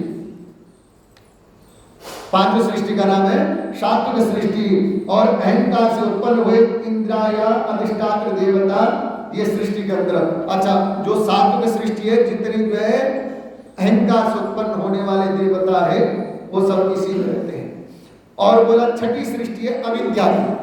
अब बहुत लंबा नहीं ले जाएंगे इसको। छठी सृष्टि अविद्या की। साथियों, जो कि इस अध्याय में अगर बोलने लग जाए तो महाराज जय जय हो जाएगी। बोले बाल कृष्ण भगवान की, मैं नहीं बीत जाएगा, क्योंकि बहुत लंबा विस्तार है इसका। तो छठी सृष्टि जो है बोला जो है अविद्या की है। सातवीं वैकृतिक सृष्टि है, जिसमें वैकृतिक सृष्टि थोड़ा जिसमें समझाने वाली चीजें वो समझाएंगे। वैकृतिक सृष्टि में क्या आता है? बोला वैकृतिक सृष्टि में वनस्पति, जितने ये पेड़ पौधे ये वैकृतिक सृष्टि में आते हैं। औषधि, लता है ना, ये सारे दुर्म लताएं, जो लताएं जाती है ना, जिसमें जो है तोरी इत्यादि जो ऐसे वृक्ष होते हैं, बड़े बड़े जो वृक्ष है, ये सारे वैकृतिक सृष्टि में आते हैं। जिस प्रकार से हम एक दूसरे से जुड़े हुए हैं, उस प्रकार से ये वृक्ष भी आपस में जुड़े हैं। जिस प्रकार से हमारा परिवार है, उस प्रकार से इनका भी परिवार है, इनके भी सगे संबंधी हैं। जिस प्रकार से जो है हम जो एकत्र होकर के जो है कर्म करते हैं, उसी प्रकार से ये भी अपने अपने कर्मों में लगे हैं। ये वैकृतिक सृष्टि में जो है सातवीं वैकृतिक सृष्टि में। आगे आठवीं सृष्टि जो है त्रियाक योनियों की। आठवीं सृष्टि त्रियाक योनि की है। अच्छा, त्रियाक योनि में कौन कौन से आते हैं? बोला पशु पक्षी, ये 28 प्रकार के त्रियाक योनि में आते हैं। और इनके काल ज्ञान, ये सारी जो है, ये जो पशु पक्षी है ना, इनका समान व्यवहार है। जितने त्रियाक योनि और मनुष्य योनि, देखो कितना फर्क है। जैसे हम भोजन करते हैं वैसे वो भोजन करते हैं, जैसे हम विचरण करते हैं वैसे वो विचरण करते हैं, जैसे हमारा जो वंशवृद्धि होती है वैसे हम उनकी भी वंशवृद्धि होती है। फर्क क्या होता है कि मनुष्य में आत्मज्ञान है और उनमें आत्मज्ञान नहीं है। बोले बाल कृष्ण भगवान की जय। ये त्रियाक की हो गई। फिर उसके बाद त्रियाक योनियों में जो ये सारे गौ आ गया, बकरा आ गया, भैंस आ गया, पक्षी आ गया, पशु आ गया, जलचर इत्यादि, ये त्रियाक जो है सृष्टि में आ गई। और नौवीं सृष्टि जो है मनुष्यों की सृष्टि पता कितनी है? नौवीं सृष्टि में आ गई। फिर मानुष सृष्टि, मानुष सृष्टि नौवीं सृष्टि में आ गई। और फिर 10वीं सृष्टि का नाम है देवसर्ग। देवसर्ग वैकृतिक सृष्टि, ये 10वीं सृष्टि का नाम है। क्या नाम है? देवसर्ग वैकृतिक सृष्टि। और इसमें कौन कौन है? इन सृष्टि में देवसर्ग सृष्टि में कौन कौन आते हैं? देवता, पितर, असुर, गंधर्व, अप्सरा, यक्ष, सिद्ध, ये सारे जो है देवसर्ग सृष्टि में आते हैं। बोले बाल कृष्ण भगवान की जय। तो इस अध्याय में जो है मैत्रेय ऋषि ने विदुर जी को 10 प्रकार की सृष्टि का ज्ञान दिया। उसके बाद मनवंतर आदि काल विभाग का वर्णन आया 11 अध्याय में कि मनवंतर कैसे बनते हैं। चतुर्युग का प्रमाण आया कि एक युग का प्रमाण क्या है, चतुर्युगी का प्रमाण क्या है। देवताओं का 1 वर्ष मनुष्य के 360 वर्ष के बराबर। और कलयुग का प्रमाण बताया, लंबी कथा नहीं ले जाएंगे। बोला कलयुग का प्रमाण बताया कि 4,32,000 वर्ष का कलयुग है। और उससे थोड़ा सा ऊपर चले जाओ द्वापर, उससे डबल द्वापर, उससे डबल त्रेता, उससे डबल जो है सतयुग। इस प्रकार से जो युगों का जो है प्रमाण बताया। बोले बाल कृष्ण भगवान की जय। ब्रह्मांड के भीतर क्या है, ब्रह्मांड के बाहर क्या है, ये सारा जो है मैत्रेय ऋषि ने विदुर जी को श्रवण कराया। अब मैत्रेय ऋषि ने बोला हे महाराज, वो विदुर जी ने कहा, बोला हे महाराज,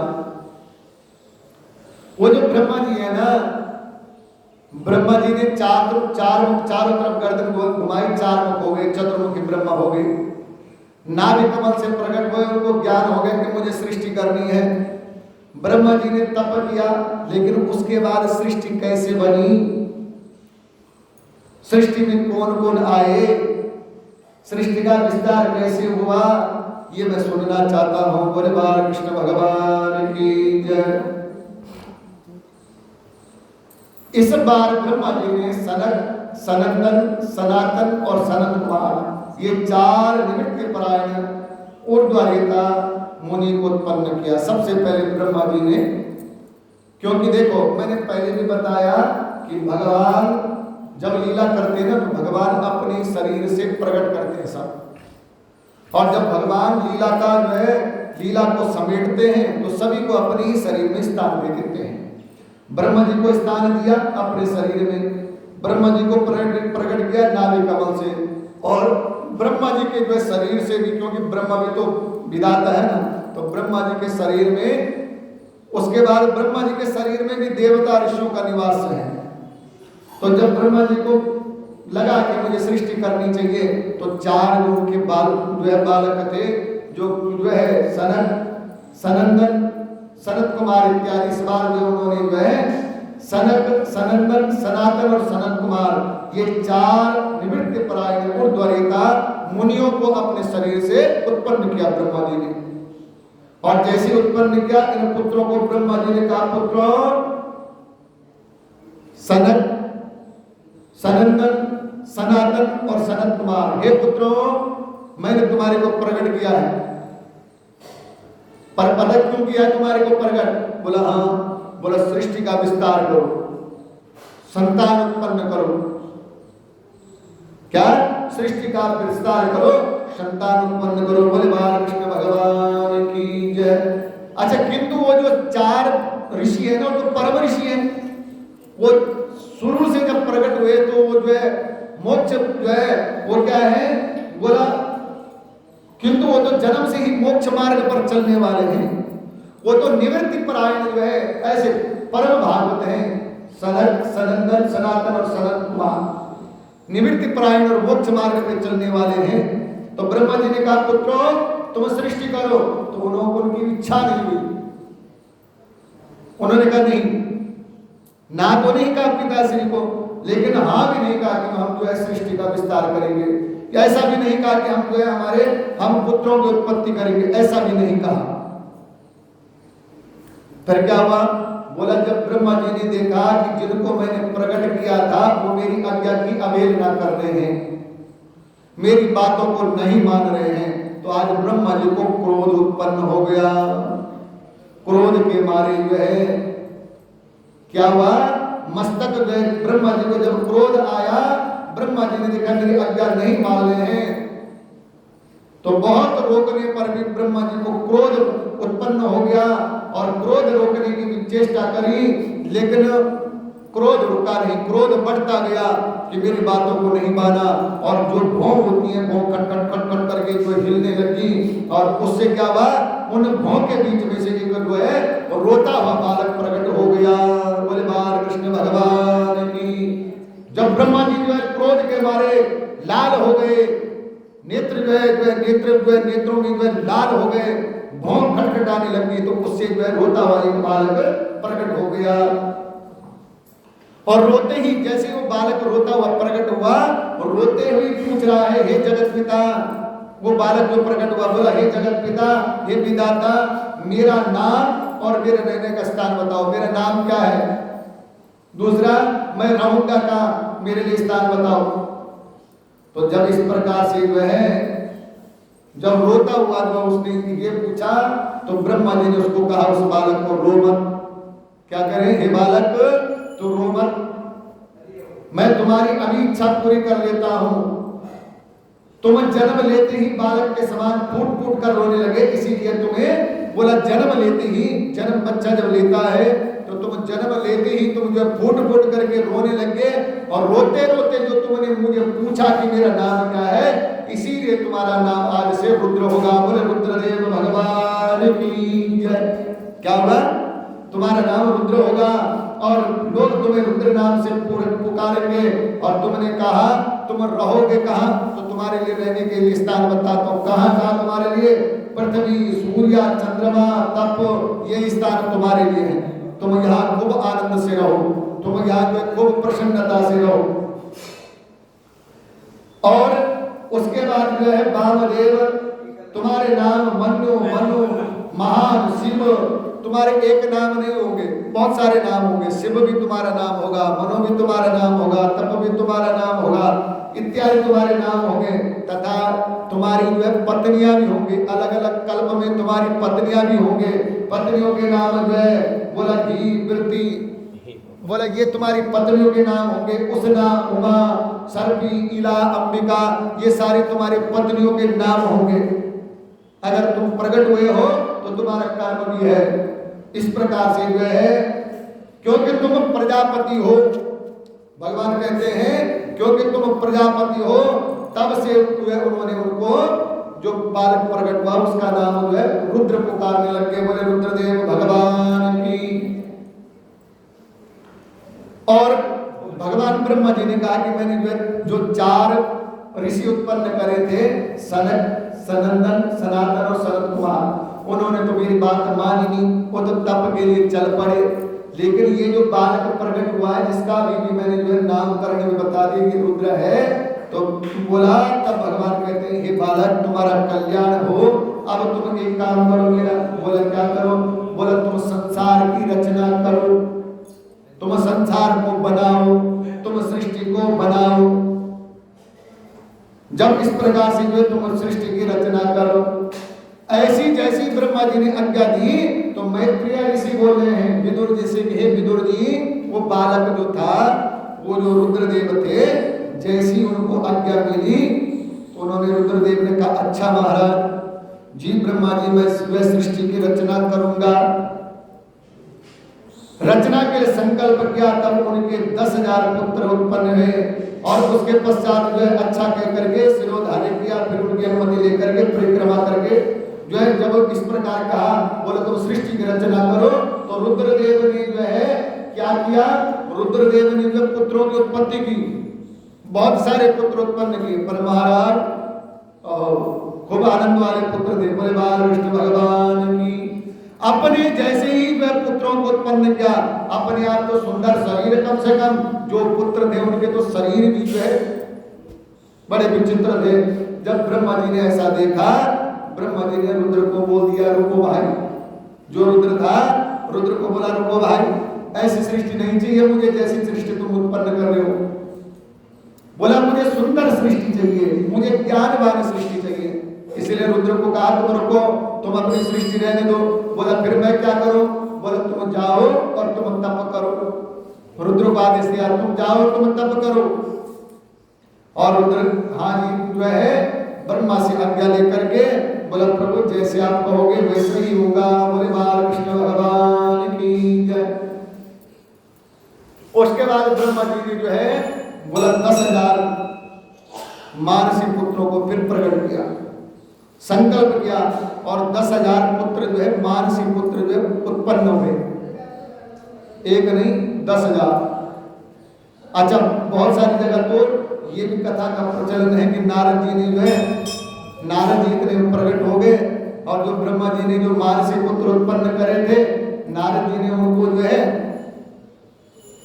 रोक दिया। बोले कहाँ जा रहे? बोला सृष्टि का विस्तार करने के लिए।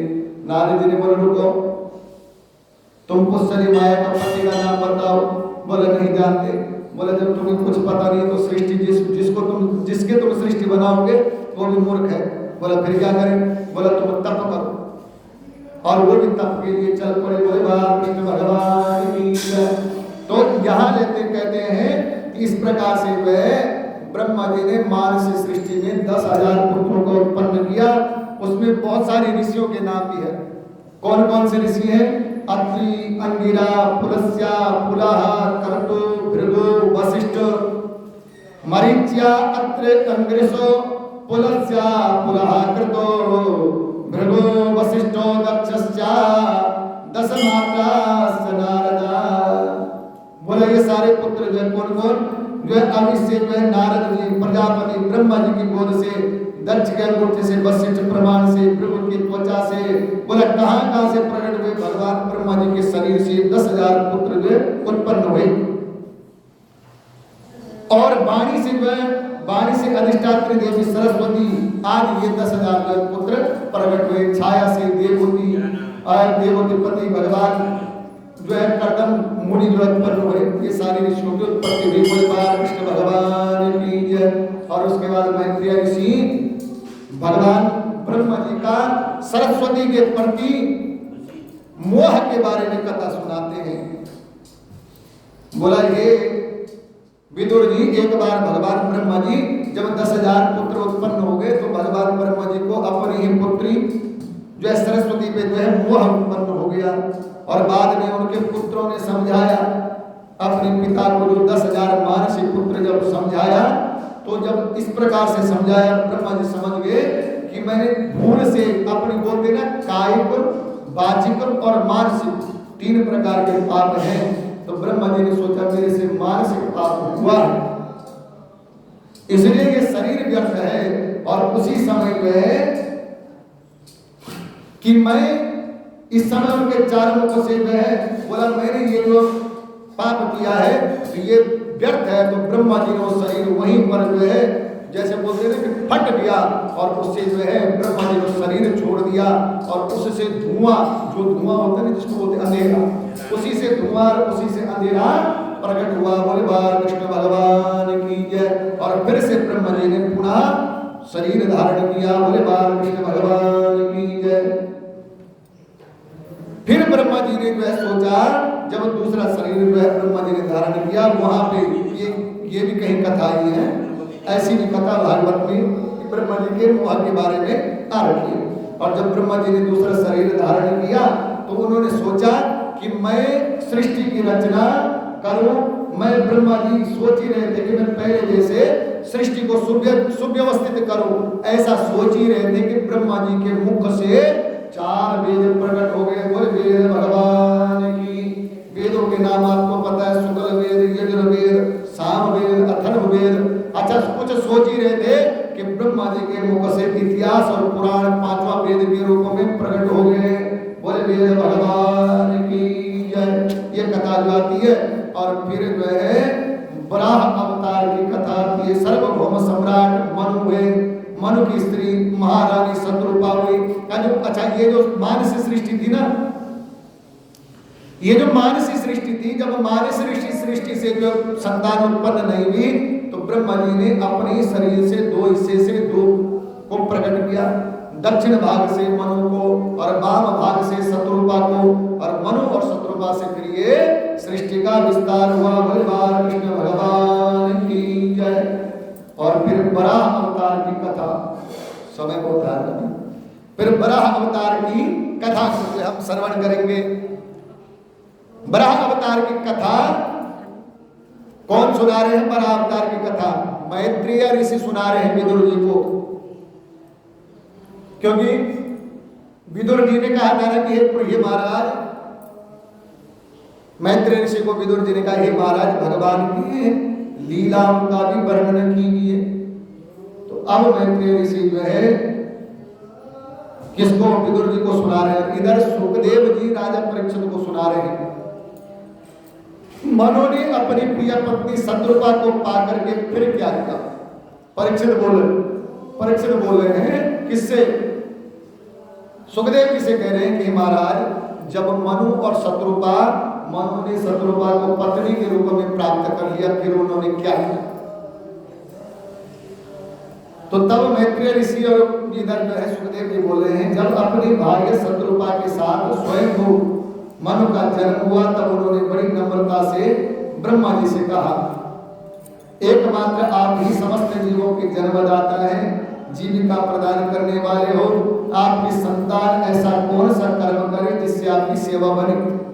मनु शत्रुपा जब प्रकट हुए तो मनु ने कहा, हे महाराज, हम आपकी संतान हैं, आपने हमें प्रकट किया, आप हमारे जन्मदाता हैं, तो अब हम कौन सा ऐसा कर्म करें कि हमारा जन्मदाता खुश हो जाए? होती है ना, जब संतान होती है तो माँ बाप की इच्छा होती है कि हमारी संतान बढ़िया बने, ऐसी इच्छा होती है, संतान अच्छा करे, यही इच्छा होती है। तो आज जो है मनु बोले, हे महाराज, आप हमारे जन्मदाता हो, आप हमारे विदाता हो, आप हमारे लिए आज्ञा करो कि हम कौन सा ऐसा कर्म करें जिससे आप प्रसन्न हो। मुझे आप जो है आज्ञा दीजिए। जो कह करके मुझे आत्मसमर्पण जो है मनु ने भगवान के ब्रह्मा जी के सामने किया। तब भगवान ब्रह्मा जी ने कहा, हे मनु, तुम अपनी पत्नी भार्या से अपनी ही समान गुणवती, मैं तुम्हारे से और कुछ नहीं चाहता। जिस प्रकार से तुम गुणवान हो उसी प्रकार से तुम अपनी पत्नी के साथ में संतति यानी संतान उत्पन्न करो। बोले बालकृष्ण भगवान की जय। और इस प्रकार से मनु ने कहा, बोला महाराज आपकी आज्ञा का मैं जरूर पालन करूंगा। और इधर जो है ब्रह्मा जी ने जब इस प्रकार से देखा, ब्रह्मा जी ने अथा जो है जल में डूबी देख करके ब्रह्मा जी ने देखा कि मैंने संतान उत्पन्न करने के लिए तो बता दिया, लेकिन ये संतान रहेगी कहां? बोला ऐसे क्यों? बोला पृथ्वी तो जल के अंदर है। पृथ्वी कहां है? जल के अंदर है। ये रहेगी कहां?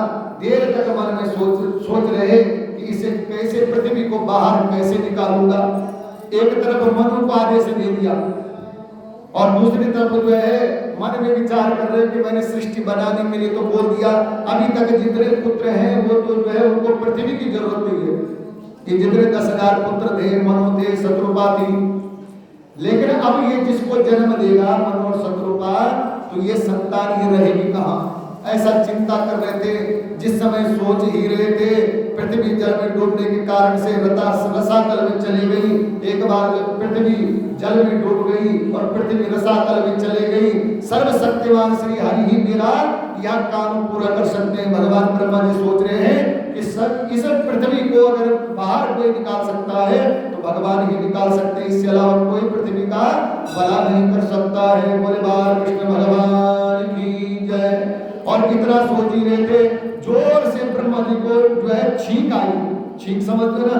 जोर से ब्रह्मा जी को, इंग्लिश में थोड़ा बोला, हिंदी में ही बोला।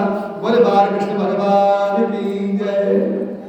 तो इस प्रकार से जोर से ब्रह्मा जी को छींक आई और छींक से नाक के छिद्र से, आश्चर्य की बात है, उस जो है जैसी छींक आई, अकस्मात अंगूठे के बराबर आकार का एक बराह, अंगूठे के बराबर, बराह यानी सूकर, बराह अंगूठे के बराबर जो है ब्रह्मा जी के नासिका छिद्र से जमीन पे गिर गया। बोले बालकृष्ण भगवान की। अच्छा, जो बराह जो एक अंगूठे का था, जो ब्रह्मा जी की नाक से जो अभी अभी निकला है, आश्चर्य की बात तो ये हुई वो आकाश में खड़ा हो गया। जिसको जमीन में गिर गई और पटक के नीचे पड़ा, वो जमीन छोड़ करके आकाश में खड़ा हो गया। और ब्रह्मा शिशु वो जो है, ब्रह्मा शिशु वो जो बड़ा भगवान जो बड़ा है, जो भी एक अंगूठे का था, ब्रह्मा जी के देखते देखते वो एक क्षण में विशाल रूपी बड़ा हो गया। बहुत बड़ा विशाल रूपी बड़ा, हाथी के बराबर एक क्षण में। ब्रह्मा जी ने सोच ही रहे थे कि ये कौन और ये कहां से, इतने में एक क्षण में तो बड़ा जो एक अंगूठे का था वो हाथी के बराबर हो गया। बोले बालकृष्ण भगवान की जय। अच्छा, जितने मुनिजन थे, जो ब्रह्मा जी के मानसी पुत्र है ना, जितने मुनिजन थे, सनकादि ऋषि थे, वो सब सोच रहे हैं कि ये जो बड़ा, ये जो सूकर है, ये रूप में आज कौन दिव्य प्राणी प्रकट हुआ, कौन है? और है भी ये कोई दिव्य प्राणी? भगवान की ब्रह्मा जी के नासिका से निकला है तो कोई दिव्य प्राणी। ये प्रकट कैसे हुआ और कौन है? ये आश्चर्य की बात है। सोच ब्रह्मा जी ये सोच ही रहे थे कि भगवान यज्ञ पुरुष है, पर्वताकार हो गया वो बड़ा। पहले तो हाथी के बराबर था, अब वो बड़ा पर्वताकार बन करके गरजने लग गया। बोले बालकृष्ण भगवान की, बोले बड़ा भगवान की जय। और सर्वशक्तिमान हरि अपनी गर्जना से दिशाओं को ध्वनित करने लगे। चारों दिशाएं थर-थर कांपने लगी बड़ा भगवान की उस गर्जना से। और श्रेष्ठ ब्राह्मण जो है, तब वो जो भगवान ब्रह्मा जी जितने वो ऋषि थे हर्ष से भर गए, प्रसन्न हो गए। बोला क्यों प्रसन्न हुए? उन्होंने सोचा ये भगवान की नासिका छिद्र से आया है, विशाल काया शरीर धारण किया है, ये कोई दिव्य देह भगवान ही होगा। बोले बालकृष्ण भगवान की जय। और एक बार फिर से दिव्य गर्जना, भयंकर गर्जना देवताओं हित के लिए की और लीला करते हुए पहले जो बड़ा भगवान जल में अच्छा, जल में कोई अगर किसी ने डुबकी लगानी हो तो कैसे लगाएगा? ऐसे में लगाएगा ना, डुबकी नीचे जाएगा, ऐसे डुबकी लगाएगा। लेकिन वो जो बड़ा भगवान था उसने आज आकाश की तरफ पहले छलांग लगा, नीचे नहीं, आकाश की तरफ पहले छलांग लगाई और फिर वहां से उस जल में प्रवेश किया। बोले बाल कृष्ण भगवान की जय। पहले वे स्वीकर के रूप में भगवान पूंछ उठा करके बड़े वेग से आकाश में उछले और फिर जल में प्रवेश किया। और जल में प्रवेश करने के बाद अच्छा सूकर कभी देखा है? सूकर को सूंघ सूंघ करके पता लगाता है, अन्न का रस सूकर सूंघ के पता लगाता है। बड़ा भगवान भी आज जिस भेष में गए हैं उसी भेष वाला काम कर रहे हैं। क्या काम कर रहे हैं? जल के भीतर गए और सूंघ सूंघ करके पृथ्वी को ढूंढ रहे हैं, पृथ्वी कहां होगी। इस प्रकार से ढूंढा। रसातल में उन्होंने जब समस्त जीवों का आश्रित भोजन पृथ्वी को देखा, रसातल में पहुंचे, वहां पृथ्वी को देखा और दाढ़ों पर लेकर के जो सूकर के जो दाढ़ें होती है, जो दाढ़ आगे की तरफ दाढ़ जैसे होती है, उस दाढ़ के ऊपर जो है आगे बड़ा भगवान ने जो पृथ्वी को रखा और उसको जो रसातल से ऊपर आए। बाहर आते समय मार्ग में विघ्न डालने के लिए महापराक्रमी हिरण्याक्ष ने जल के भीतर ऊपर गदा से आक्रमण किया, विघ्न डालने के लिए। हिरण्याक्ष नाम का दैत्य, अच्छा ये पूर्व कल्प की कथा, पूर्व कल्प में हिरण्याक्ष और हिरण्यकश्यप अभी आगे उसकी कथा आएगी। वो जल में ही पूर्व कल्प में उसने युद्ध मांगा था, युद्ध मतलब लड़ाई मांगी, आगे बढ़ा ना, जगह जगह युद्ध मांगा कि मेरे से कौन लड़ेगा, मेरे से कौन लड़ेगा। वहां सब मना करेगा, कोई नहीं लड़ेगा, आगे कथा सुनेंगे। तो इधर ब्रह्मा भगवान को जैसे हिरण्याक्ष ने रोकना चाहा, गदा का आक्रमण किया, क्रोध के चक्र के समान तीक्ष्ण भगवान हो गए उन्होंने, उनकी उसे लीला इस प्रकार मार डाला। बड़ा भगवान ने उस हिरण्याक्ष को ऐसा मार डाला जैसे किसी गजराज ने किसी जीव को अपने पांव के नीचे उछल दिया हो। बोले कृष्ण भगवान की जय। और जैसी पृथ्वी धारण करके जल से बाहर निकले, बड़ा भगवान को देखा तो तब जाकर के देवताओं के समझ में आ गया कि ये कोई और नहीं है, ये जो बड़ा है ये कोई और नहीं है, हमारे हरि है, ये हमारे नारायण हैं, ये हमारे ईश्वर हैं। और जैसे ही देखा वैसे सारे जो देवताओं ने जय जयकार करे। बोले बड़ा भगवान की जय, बोले बाल कृष्ण भगवान की जय। और ऐसे बड़ा भगवान के सभी देवताओं ने आज स्तुति करी और बड़ा भगवान ने अपने खुरों से जल को, अच्छा पृथ्वी रखे कहा, पृथ्वी रखनी कहा है, तो बड़ा भगवान ने अपने पांव खुरे समझते हो, अपने खुरों से जोर से जल में जो 2-4 बार मारा, जल फट गया और उस जगह पे जो है बड़ा भगवान ने पृथ्वी स्थापित कर दी। और इतना करके श्री हरि जो बराह के रूप में प्रकट हुए थे वो अंतर ध्यान हो गए। बोले कृष्ण भगवान की जय। अब महाराज सुखदेव जी ने कहा कि ये जो बराह भगवान है, भगवान ने जो बराह का रूप में धारण किया, ये ऐसी थोड़ा किया। भगवान अगर कोई अवतार ग्रहण करते हैं तो किसी न किसी भक्त के लिए करते हैं, किसी न किसी संत के लिए करते हैं। भगवान अनाचार, अत्याचार, दुराचार आदि को समाप्त करने के लिए अवतार लेते हैं। बोला यदा यदा, महाभारत में चलता था पहले कि यदा यदा धर्मस्या ग्लानिर भवति भारत, जब धर्म की हानि हो, ग्लानि होने लग जाती है, जब अनाचार, अत्याचार, दुराचार आदि में अथाह होने लग जाता है, तब भगवान रूप धारण करते हैं। तो इस प्रकार से वे सुखदेव जी कह रहे परीक्षित, बड़ा भगवान का अवतार ग्रहण करने का भी कारण है। मैत्रेय मुनि जो है विदुर जी से कह रहे हैं, तो मैत्रेय मुनि ने जब विदुर जी से कथा सुनाई तो विदुर जी ने हाथ जोड़े, बोला हे महाराज, बोला हाँ, बोला मन भरा, जैसे पानी पीने वाला जेठ के महीने में किसी को आप आधा गिलास पानी पिला दो, उसकी प्यास बुझे। जेठ का महीना है, गर्मियों में चल रहा है, खूब प्यास लगी हुई है, आपसे वो पानी मांगे, आप आधा गिलास पानी दो पियो, उसकी प्यास बुझेगी नहीं, बुझेगी ना। वैसे ही आज विदुर जी बोले, बोला महाराज कथा आनंद आ गया, कृपा होगी परमात्मा की, उस जगदीश्वर की, लेकिन मन नहीं भरा, संतुष्टि मतलब तृप्त नहीं हुआ भी मन। तो बोला क्या सुनना चाहते हो? बोला हे महाराज, आज देव हिरण्यक्ष को भगवान ने यज्ञ मूर्ति ने मारा। आपने कहा यज्ञ मूर्ति जो बड़ा भगवान थे उन्होंने हिरण्याक्ष को मारा। तो ये बताओ ये हिरण्याक्ष जल में आया कहां से? पहले तो इसको मैंने सुना ही नहीं। अभी तक तो आपने 10,000 पुत्रों को बोला कि 10,000 पुत्र हुए, मान से पुत्र हुए, यही कहा आपने कथा में। तो ये हिरण्याक्ष कहां से आ गया जल में? बोले बाल कृष्ण भगवान की जय। और हिरण्याक्ष की मुठभेड़ किस प्रकार से हुई भगवान की? तो तब जो है मैत्रेय ऋषि विदुर जी को कह रहे, हे विदुर जी, पूर्व कल्प में, ये कल्प के नहीं, पूर्व काल में, ये पूर्व कल्प भी समझ सकते हो। एक बार इसी बड़ा भगवान और हिरण्याक्ष के युद्ध के विषय में देवताओं के प्रसन्न करने पर देव ब्रह्मा जी ने विदुर जी को एक बार दक्ष पुत्र दिति ने पुत्र प्राप्ति की इच्छा से एक बार क्या हुआ, दिति जो दक्ष प्रजापति की जो है पुत्री है, दिति पुत्र प्राप्ति की इच्छा से कामातुर होकर के सायंकाल के समय अपने पति मरीचनंदन कश्यप ऋषि से प्रार्थना की। एक बार शाम संध्या का समय था, शाम का समय था,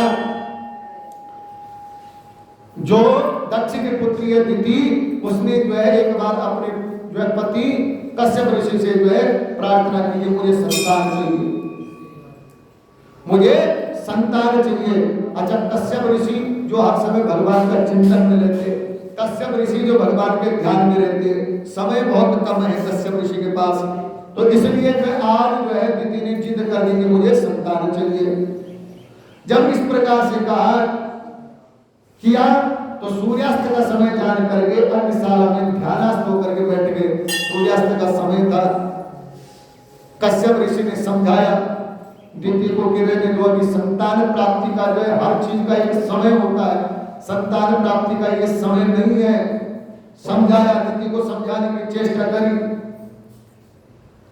और वो फिर दिति बोली नहीं नहीं, मुझे संतान चाहिए, संतान ऐसी आप जैसा पति पुत्र के रूप में उत्पन्न होता तो वही इससे अपने पतियों के साथ सम्मानित समझी जाती है। दिति कह रही है सुनो कश्यप ऋषि से, जो स्त्री के पास संतान नहीं है उसका सम्मान भी नहीं है। दिति कह रही है कश्यप से, जिसके पास संतान नहीं है उसका सम्मान भी नहीं है, इसलिए महाराज मुझे संतान चाहिए। और इस प्रकार से जो है बोला मुझे संतान चाहिए, इस कथा के अंतर्गत जो है बोला मुझे संतान चाहिए। दक्ष के जो है बोला मेरे पिता की जो है 13 कन्याएं हैं, और दिति कह रही मेरे पिता की 13 कन्याएं हैं, 13 पुत्रियों को जो आपके गुण स्वभाव के अनुरूप थी आपके साथ मेरे पिता ने वो 13 कन्याएं किसी और को नहीं दी। वो 13 की 13 जो आपको सुंदर गुण जान करके, आपका सुंदर रूप जान के, आपका सुंदर स्वभाव जान करके 13 की 13 हमारी बहनें हम अपनी कन्याएं आपके साथ विवाह कर दिया। बोले बाल कृष्ण भगवान की जय। इसलिए महाराज मुझे तो संतान चाहिए। कश्यप से प्रार्थना की, तब उन्होंने सुमधुर वाणी में समझाते हुए फिर दिति को कहा कि अभी तुम एक मुहूर्त ठहर जाओ। कश्यप बोलते एक मुहूर्त तुम ठहर जाओ, जिससे लोग मेरी निंदा न करें। संसार में ऐसा न हो कि लोग मेरी निंदा करें कि कश्यप ऋषि बड़ा ज्ञाता है, अपने को बड़ा ज्ञानवान समझता है और संध्या समय में जो पुत्र प्राप्ति के साधन के, इसलिए अभी एक पहर ठहर जाओ। लेकिन महाराज दिति कहाँ मानने वाली थी, जिद पे अड़ गई। भगवान के फिर कश्यप ऋषि ने समझाया सुन, ये जो समय है ना शंकर भगवान के भूतगण, क्या शंकर भगवान के भूतगण विचरते हैं, और इस समय अगर गर्भाधारण हो जाए, संतान की प्राप्ति गर्भ में आ जाए, तो बोला वो संतान कभी जो है ज्ञानवान नहीं हो सकती, वो संतान कभी जो है देवता नहीं हो सकती। बोला क्या होगी? बोला संतान दानव होगी, इसलिए इस समय ठहर जाए एक मुहूर्त। बोले बाल कृष्ण भगवान की। समझाने पर दिति नहीं मानी महाराज। तब कश्यप उस निंदित कर्म में अपनी भार्य का आग्रह देख करके देवताओं को नमस्कार किया। कश्यप ऋषि समझ गए कि ये जिद पे अड़ गई है, इस समय हट पे आ गई है, मानेगी नहीं।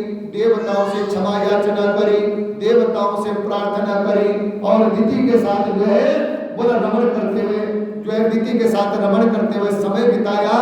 और उसके बाद जल स्नान करके प्राण और वाणी को संयम करके ज्योतिर्मय सनातन ब्रह्मा का ध्यान करते हुए उसी समय जप करने लग गए।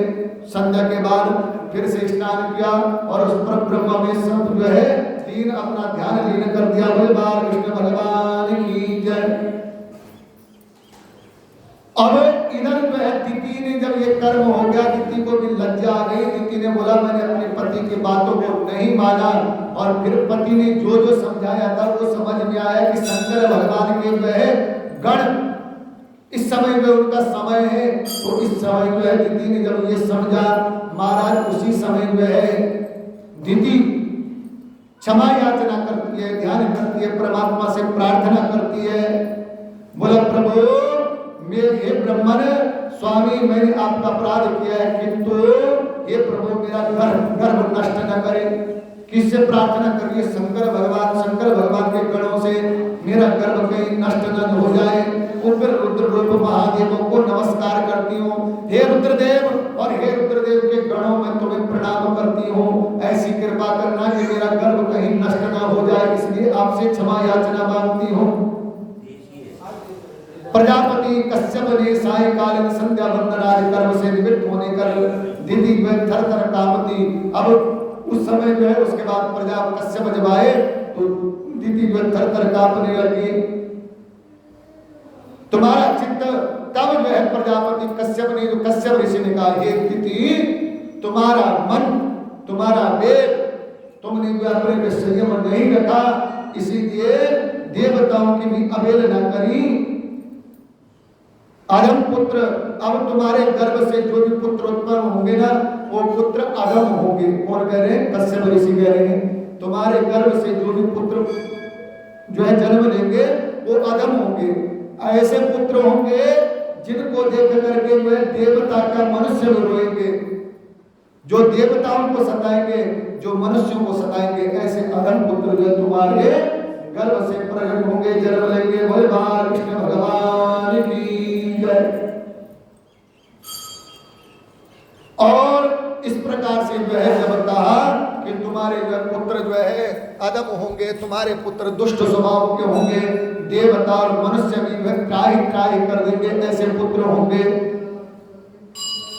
श्री जगदीश्वर कुपित होकर के अवतार लेंगे और इंद्र जैसे पर्वतों का दमन करते उसी प्रकार से। और बोला श्री हरि अवतार लेंगे और तब जाकर के तुम्हारे पुत्रों का दमन यानी बद्ध करेंगे। बोले बाल कृष्ण भगवान की जय। तो दिति ने कहा, जब दिति जो है चिंतित हो गई थी कि मेरे पुत्र जो है दुष्ट होंगे, दानव स्वभाव के होंगे, लेकिन जैसे ही कश्यप ने कहा कि भगवान अवतार लेंगे और तब तुम्हारे पुत्रों का दमन करेंगे, तो दिति को कुछ संतोष हुआ। अधम तो होंगे लेकिन भगवान के हाथों से वो तर जाएंगे। दूसरा कहा, कश्यप ने कहा देवी तुमने अपने किए पर शोक पश्चाताप प्रकट किया। भगवान विष्णु शिव और मेरे प्रति तुम्हारा बहुत आदर जान पड़ता है। तुम्हारे एक पुत्र के 4 पुत्र होंगे, तुम्हारा एक पुत्र के 4 पुत्र होंगे और उन 4 पुत्रों में से एक पुत्र जो भगवान का परम भक्त होगा और उसको जो परम भागवत के नाम से भी पुकारा जाएगा। इसलिए और भक्तजन भगवान के गुणों के साथ उसके नाम भी उसके गुण भी गाएंगे। बोले बाल कृष्ण भगवान की जय। स्वयं प्रकाशमान भगवान भी उसकी अनन्य भक्ति से संतुष्ट हो जाएंगे। ऐसा पुत्र होगा वो, यानी तुम्हारा पौत्र पुत्र का पुत्र। बोले भगवान भी उसकी भक्ति से संतुष्ट हो जाएंगे। उन परम पवित्र कमल नयन श्री हरि का तुम्हारे पौत्र का प्रत्यक्ष दर्शन होगा। तुम्हारा पौत्र श्री हरि का प्रत्यक्ष दर्शन करेगा। श्री हरि ऊपर उसके ऊपर प्रत्यक्ष कृपा करेंगे। दिति ने जब सुना कि मेरा पौत्र होगा जो परम भागवत होगा, परम भक्त होगा, मेरे पुत्रों का जो उद्धार भगवान के हाथों से होगा, तब जाकर के दिति को कुछ संतोष आया। बोले बाल कृष्ण भगवान की। इस प्रकार से योग होगा। और उसके बाद पंचादश अध्याय में मैत्रेय ऋषि विदुर जी को श्रवण करा रहे। अब वैकुंठ की कथा, सत्यलोक की कथा क्या कह रहे हैं? अच्छा, वो जो दीति के गर्भ में जो है जो बालक था ना, जो कश्यप मुनि के पुत्र थे, दीति ने सिर्फ एक चिंता से कि मेरे कोख से जो बच्चा होगा, जो संतान होगी, उसके कारण से देवता भी परेशान होंगे और मनुष्य भी परेशान होंगे। 1 वर्ष नहीं, कई 100 वर्ष तक जो बच्चों को जन्म ही नहीं दिया। बोले बाल कृष्ण भगवान की जय। पेट में ही रखा, कहीं देवता दानव देवता जो है त्राई हो जाएंगे, मनुष्य जो है मनुष्यों को सताएंगे। इधर से क्या हुआ कि वैकुंठ में एक बार श्री हरि, अपने सत्यलोक में एक बार श्री हरि लक्ष्मी के साथ निवास कर रहे हैं, आनंद से निवास कर रहे हैं। और उसी समय में वैकुंठ में सनकादि ऋषियों का जो है सनक, सनंदन, सनातन और सनत कुमार, जो 5-5 वर्ष के लगते हैं सबके दादा, लेकिन लगते हमेशा 5 वर्ष के दादा, मतलब सबसे पहले जो प्रकट हुए बात सही ऐसी है। बोले बाल कृष्ण भगवान की। वो जो है वैकुंठ में पहुंच गए। अब जब वैकुंठ में पहुंचे तो वैकुंठ में भगवान को ऐसा तो है नहीं कि भगवान बैठे, भगवान के द्वारपाल हैं। क्या है? जय और विजय। जय विजय ने जब देखा, जब पहुंचे तो उन जय विजय ने लाठी से वैकुंठ का रास्ता रोक दिया। किनका? सनकादि ऋषियों का रास्ता रोक दिया। कहां जा रहे हो, किससे मिलना है? जब उन्होंने कहा कि हमने जो भगवान विष्णु से मिलना है, तो उन सनकादि ऋषियों की जो उपहास उड़ाया, यानी मजाक उड़ाया। किसने? जय और विजय ने बड़ी मजाक उड़ाई, बहुत लंबी कदम, बड़ी मजाक उड़ाई। काफी देर जब नहीं माने तो जय और विजय को सनकादि ऋषि बोलते, सुनो तुम ना वैकुंठ में रह रहे हो, तुम वैकुंठ के वासी हो। और साथ में क्या कह रहे हो? वैकुंठ के वासी के साथ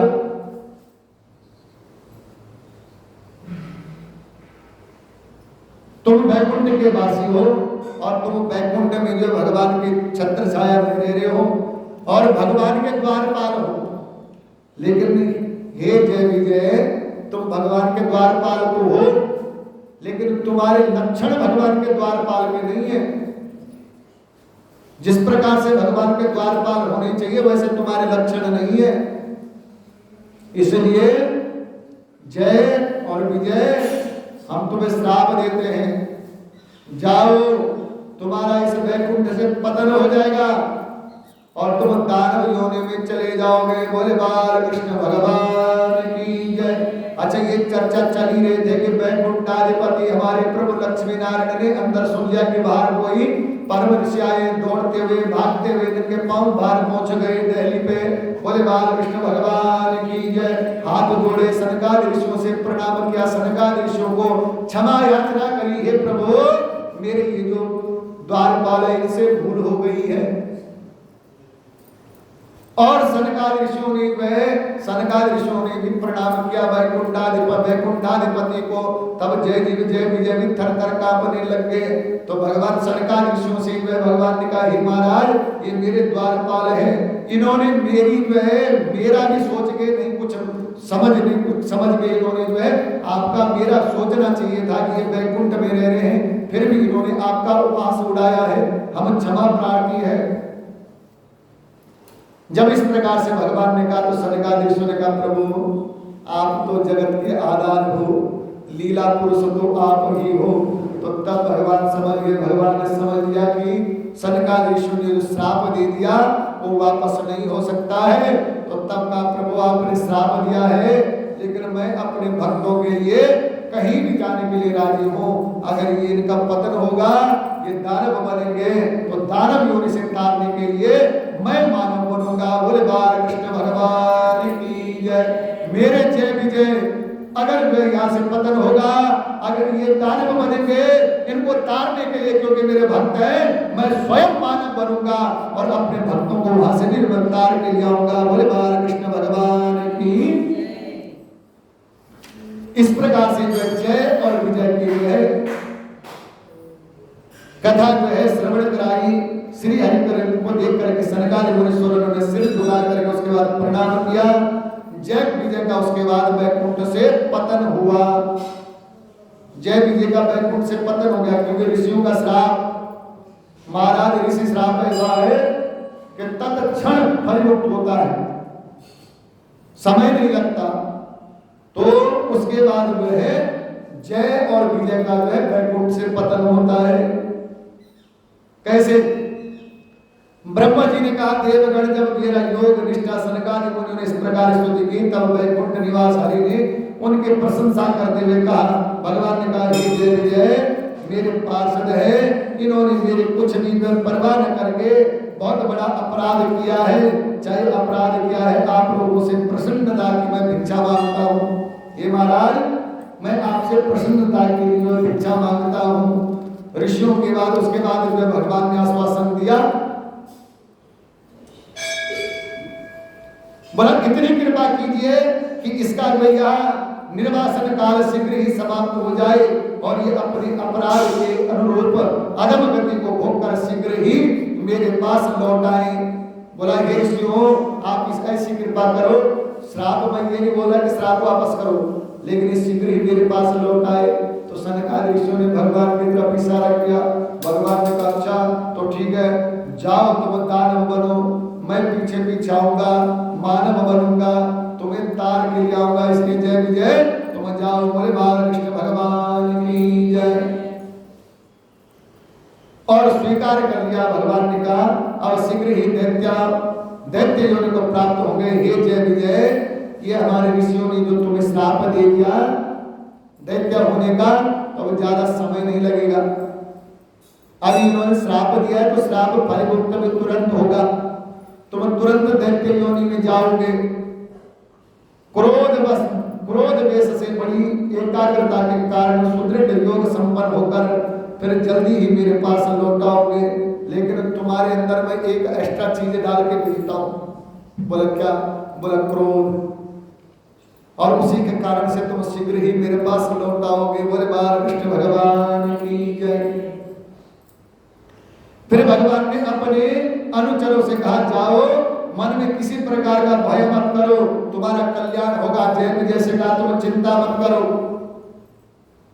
तुम्हारा कल्याण होगा और तुम्हारे कल्याण करने के लिए मैं आऊंगा। सब कुछ करने में सामर्थ्य होकर भी ब्रह्म तेज को मिटा नहीं सकता। भगवान कह रहे जय विजय को, हे जय विजय, मैं सब कुछ सामर्थ्यवान हूं, मैं सब कुछ कर सकता हूं, परंतु ब्राह्मणों ने, संतों ने जो श्राप दे दिया, वो श्राप को मैं मिटा नहीं सकता, वापस नहीं कर सकता। इसलिए तुम्हें उस योनि में तो जाना पड़ेगा। और इस समय बोला, हे जय विजय, इस समय दिति के गर्भ में स्थित जो कश्यप की उग्र तेज है, क्या करें? कश्यप ऋषि की जो पत्नी है दिति, जो अभी गर्भवती है, तुम उन्हीं के गर्भ में प्रविष्ट हो जाओ। जय विजय को कहा, और जय विजय जो है वैकुंठ से जो है पतन हुआ और बीज के रूप में दिति के गर्भ में जो वो प्रविष्ट हो गए। बोले बालकृष्ण भगवान की जय, श्री कृष्ण चंद्र भगवान की जय। अभी जो है समय हो गया, मैंने कल कहा कि 7:30 बजे छोड़ दूंगा, तो आज जो है कल हम कथा श्रवण करेंगे हिरण्यकश्यप और हिरण्याक्ष। दिति के गर्भ में जो तेज आया था वैकुंठ से, वो जो जय विजय का, वो दिति के गर्भ में प्रविष्ट हुआ और वही हिरण्यकश्यप और हिरण्याक्ष के रूप में प्रकट हुए। बोले बालकृष्ण भगवान की जय। आज की कथा को यही पर विश्राम देते हैं। श्री कमल नेत्र कंठ ठीक, कार्तिक मेहता। बोले बालकृष्ण भगवान की जय। कौन सा अध्याय यार? 7वां। तो ये जो कार्तिक महत्म है, ये कार्तिक महत्म में केवल 4 जगह संवाद, 2 जगह संवाद है। पहला संवाद कार्तिक महत्म में देव ऋषि नारद और राजा पृथु, और दूसरा संवाद सत्यभामा में और भगवान कृष्ण। इसमें दो कथावाचक है और दो श्रोता है। भगवान कृष्ण स्वयं कथावाचक है और सत्यभामा इसमें श्रोता, कथा सुनने वाले। और उधर से जो है नारद जी इसमें कथावाचक हैं और राजा पृथु इसमें श्रोता, सुनने वाले। नारद जी ने कहा, हे राजन, कार्तिक मास में व्रत करने वालों के नियम सुने। मैं आपको संक्षेप में बतलाता हूं। जो मनुष्य कार्तिक मास का व्रत करता है, सब तरह से जो है मांस, उड़द, राई, खटाई, मादक वस्तुओं का प्रयोग ना करें। राई भी मना किया गया है कार्तिक मास में, और बोला इनका जो प्रयोग न करें। या व्रत करने वाले दूसरे का अन्न ग्रहण ना करें। जो कार्तिक मास का व्रत करता है वो दूसरे का अन्न ग्रहण कहीं ना करे। किसी से द्वेष न करे। क्या? किसी से द्वेष न रखे। और साथ जो है तीर्थ के अतिरिक्त अन्य कोई यात्रा न करे। अगर कार्तिक मास में कहीं घूमना है तो तीर्थ के अलावा कोई यात्रा न करे। नहीं तो कार्तिक का व्रत रखा है, चले पिक्चर देखने, पिक्चर हॉल, बोले बाल कृष्ण भगवान की। केवल कार्तिक मास में अपने मन को, अपने तन को, अपनी बुद्धि को, अपने विवेक को भगवान के हवाले कर दे। अपनी बुद्धि को भी, अपने मन को भी और अपने तन को भी, यानी शरीर को भी भगवान के हवाले कर दे। बोले बाल कृष्ण भगवान की। देवता, ब्राह्मण, गौ, वर्ती, नारी, राजा, गुरुजनों की निंदा न करे। अच्छा, निंदा न करे गुरुजनों। माघ महत्म में मैं आप लोगों ने सुना होगा कि अगर हम यहाँ बैठे अगर किसी की निंदा कर रहे हैं तो उसने जितने पाप किए होंगे ना, उसका 10वां हिस्सा हमारे को लगेगा। यहाँ बैठ करके हम किसी की बुराई कर रहे हैं, जिसकी हम बुराई कर रहे हैं उसने जितना पाप किया उसका 10वां हिस्सा हमारे को लगेगा। और हमने जितना पुण्य किया, हमारा पुण्य का 10वां हिस्सा उसको जाएगा। बोले कृष्ण भगवान, बोले बाल कृष्ण भगवान की। तो ऐसा खाता करवाने की जरूरत ही क्या है ना? तो इस प्रकार से जो किसी की निंदा न करे। व्रत करने वाला दाल, तिल, पकवान करे या किया हुआ भोजन ग्रहण करे। चुगली, निंदा न करे। बकरी, गाय, भैंस के अतिरिक्त अन्य किसी पशु का दूध प्रयोग में न लाए। पहले तो गाय का दूध, और गाय का दूध न हो तो तब जाकर के भैंस इत्यादि का दूध होता है। इससे अन्यत्र कोई दूध प्रयोग में न लाए। तांबे के बर्तन में रखा हुआ पंचगव्य, बहुत छोटे घड़े का पानी एवं केवल अपने लिए ही पका हुआ अन्न प्रयोग करें। साथ में बताया कार्तिक मास में व्रत सदा ब्रह्मचर्य का पालन करे। पृथ्वी पर अगर हो सके पृथ्वी पर शयन करे, हो सके तो जमीन पर सोए, पृथ्वी पर शयन करे। और दिन के चौथे पहर में केवल एक बार पत्तल में भोजन करे। चौथा पहर, जब दिन का चौथा पहर हो तो पात्र, अच्छा हर चीज की व्यवस्था है। बोला पात्र की व्यवस्था है तो पात्र की व्यवस्था, बोला सबसे शुद्ध व्यवस्था पत्तल में है, पत्तल में भोजन करे। और इस प्रकार से जो है केवल नरक चतुर्दशी को तेल लगा सकता है। तेल कार्तिक वर्ती, जो जिसने कार्तिक में व्रत लगाया है, तेल बिल्कुल सरसों के तेल के बारे में बताया। तेल और भी तेल है इत्यादि को केवल नरक चतुर्दशी के अलावा केवल एक बार जो है नरक चतुर्दशी को जो है तेल लगा सकता है। नहीं तो अन्यत्र कार्तिक मास में सरसों का तेल इत्यादि केशों में लगाना मनाही है। अन्य तिथियों में तो बिल्कुल नहीं। कार्तिक मास को प्रति मनुष्य सिंघाड़ा, प्याज, मट्ठा, गाजर, मूली, इन सब वस्तुओं को बिल्कुल प्रयोग में न लाए। सिंघाड़ा भी नहीं खाना, प्याज तो का दूर की बात, गाजर, मूली भी नहीं खाना। लौकी, मट्ठा, काशी फल, तरबूज, इन वस्तुओं का कार्तिक मास का व्रत बिल्कुल सेवन न करें। तरबूज भी, काशी फल भी, इनका सेवन ना करें। ये नहीं कि तरबूज उल्टा ना सुनो, कहीं आज तरबूज लेकर के घर फलहार करना शुरू कर दो। बोले बाल कृष्ण भगवान की। तो इस इस प्रकार से जो है मासिक धर्म इत्यादि से जो है बोला स्त्रियों के लिए बताया कि अगर आप जो है शुद्धि नहीं है तो इन 7 दिनों में जो है बड़े पवित्रता के साथ जो है आप जो है भगवान का पूजन नहीं कर सकते लेकिन ध्यान कर सकते हैं। इस प्रकार से नियम बताया। उसके बाद जो है शक्ति के अनुसार चंद्रायण आदि व्रत करे, उपयुक्त नियमों का पालन करे। कार्तिक का व्रत करने वाला मनुष्य प्रतिपदा को, कुमड़ा द्वितीया को कटहल, तृतीया को तारुणी, चतुर्थी को मूली, पंचमी को बेल, षष्ठी को तरबूज, सप्तमी को आंवला, षष्ठी को नारियल, नवमी को मूली, दशमी को लौकी, एकादशी को परवल, द्वादशी को बेर, त्रयोदशी को मट्ठा, चतुर्दशी को गाजर, पूर्णमासी को साग वस्तुएं प्रयोग में ना लाएं। आंवला का प्रयोग रविवार को ना करें। बोले बाल कृष्ण भगवान की जय। अलग अलग तिथियों में है, अलग अलग तिथियों के लिए जो व्रत रखता उसके लिए। हाँ, जो व्रत रखता है उसके लिए। व्रती यदि इन शाकों में कोई शाक सेवन करना चाहे तो अगर अच्छा उस स्थिति में बताया, बोला अगर कोई जरूरी हो, अनिवार्य हो जाए, पर अनिवार्य ऐसी वस्तुओं के लिए नहीं। कहीं आप बोलोगे नहीं नहीं हम तो लहसुन प्याज का तड़का मार करके अनिवार्य है, ऐसा नहीं है। कार्तिक व्रत रखा है लेकिन आपको लौकी की सब्जी खानी ही खानी है या कोई अनिवार्य होगी, उस स्थिति में क्या करें? बोला सबसे पहले बनाए और ठाकुर जी के चरणों में लौकी इत्यादि रख ले। बोला पहले तू भोग लगा, उसके बाद बोला उस जो भोग लग गया उसमें से जो एक हिस्सा बोला ब्राह्मण को दे दे, भाई तू भोग लगा दे, और जो बच्चे उसका भोग मैं लगाऊंगी। बोले कृष्ण भगवान की जय। इस प्रकार से अगर कोई अनिवार्य वस्तु है तो उसके लिए जो है वर्णन आया।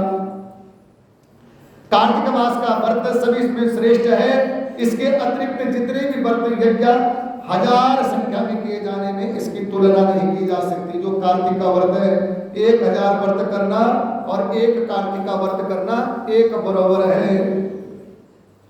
किंतु कार्तिक मास में व्रत करने वाला प्राणी बोला कार्तिक में जो व्रत करता है उसको अनंत पुण्य की फल की प्राप्ति होती है, अक्षय पुण्य फल की प्राप्ति होती है, और साथ में भगवान की कृपा भी प्राप्त होती है। जब संसार की यात्रा पूरी करेगा तो परम धाम की प्राप्ति भी होगी। बोले कृष्ण भगवान की जय। भगवान विष्णु की आज्ञा से इंद्र आदि देवता कार्तिक मास का व्रत करने वाला मनुष्य जहां कहीं भी रहता है वहां उसकी रक्षा करते हैं। भगवान ने इंद्र आदि देवताओं को, दिक्पालों को आदेश दे रखा है कि ये जो कार्तिक का व्रती है ये जहां भी रहे तुम इनकी रक्षा करो।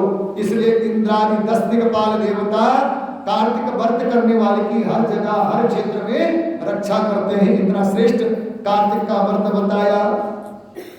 भूत पिशाच आदि कोई भी नहीं रहने पाते मनुष्य जहां पर कार्तिक मास का व्रती है, जो कार्तिक मास का व्रत करता है वो जिस क्षेत्र में जाएगा उस क्षेत्र में भूत पिशाच आदि भी नहीं रहेंगे। इतने कार्तिक व्रत का प्रभाव बताया।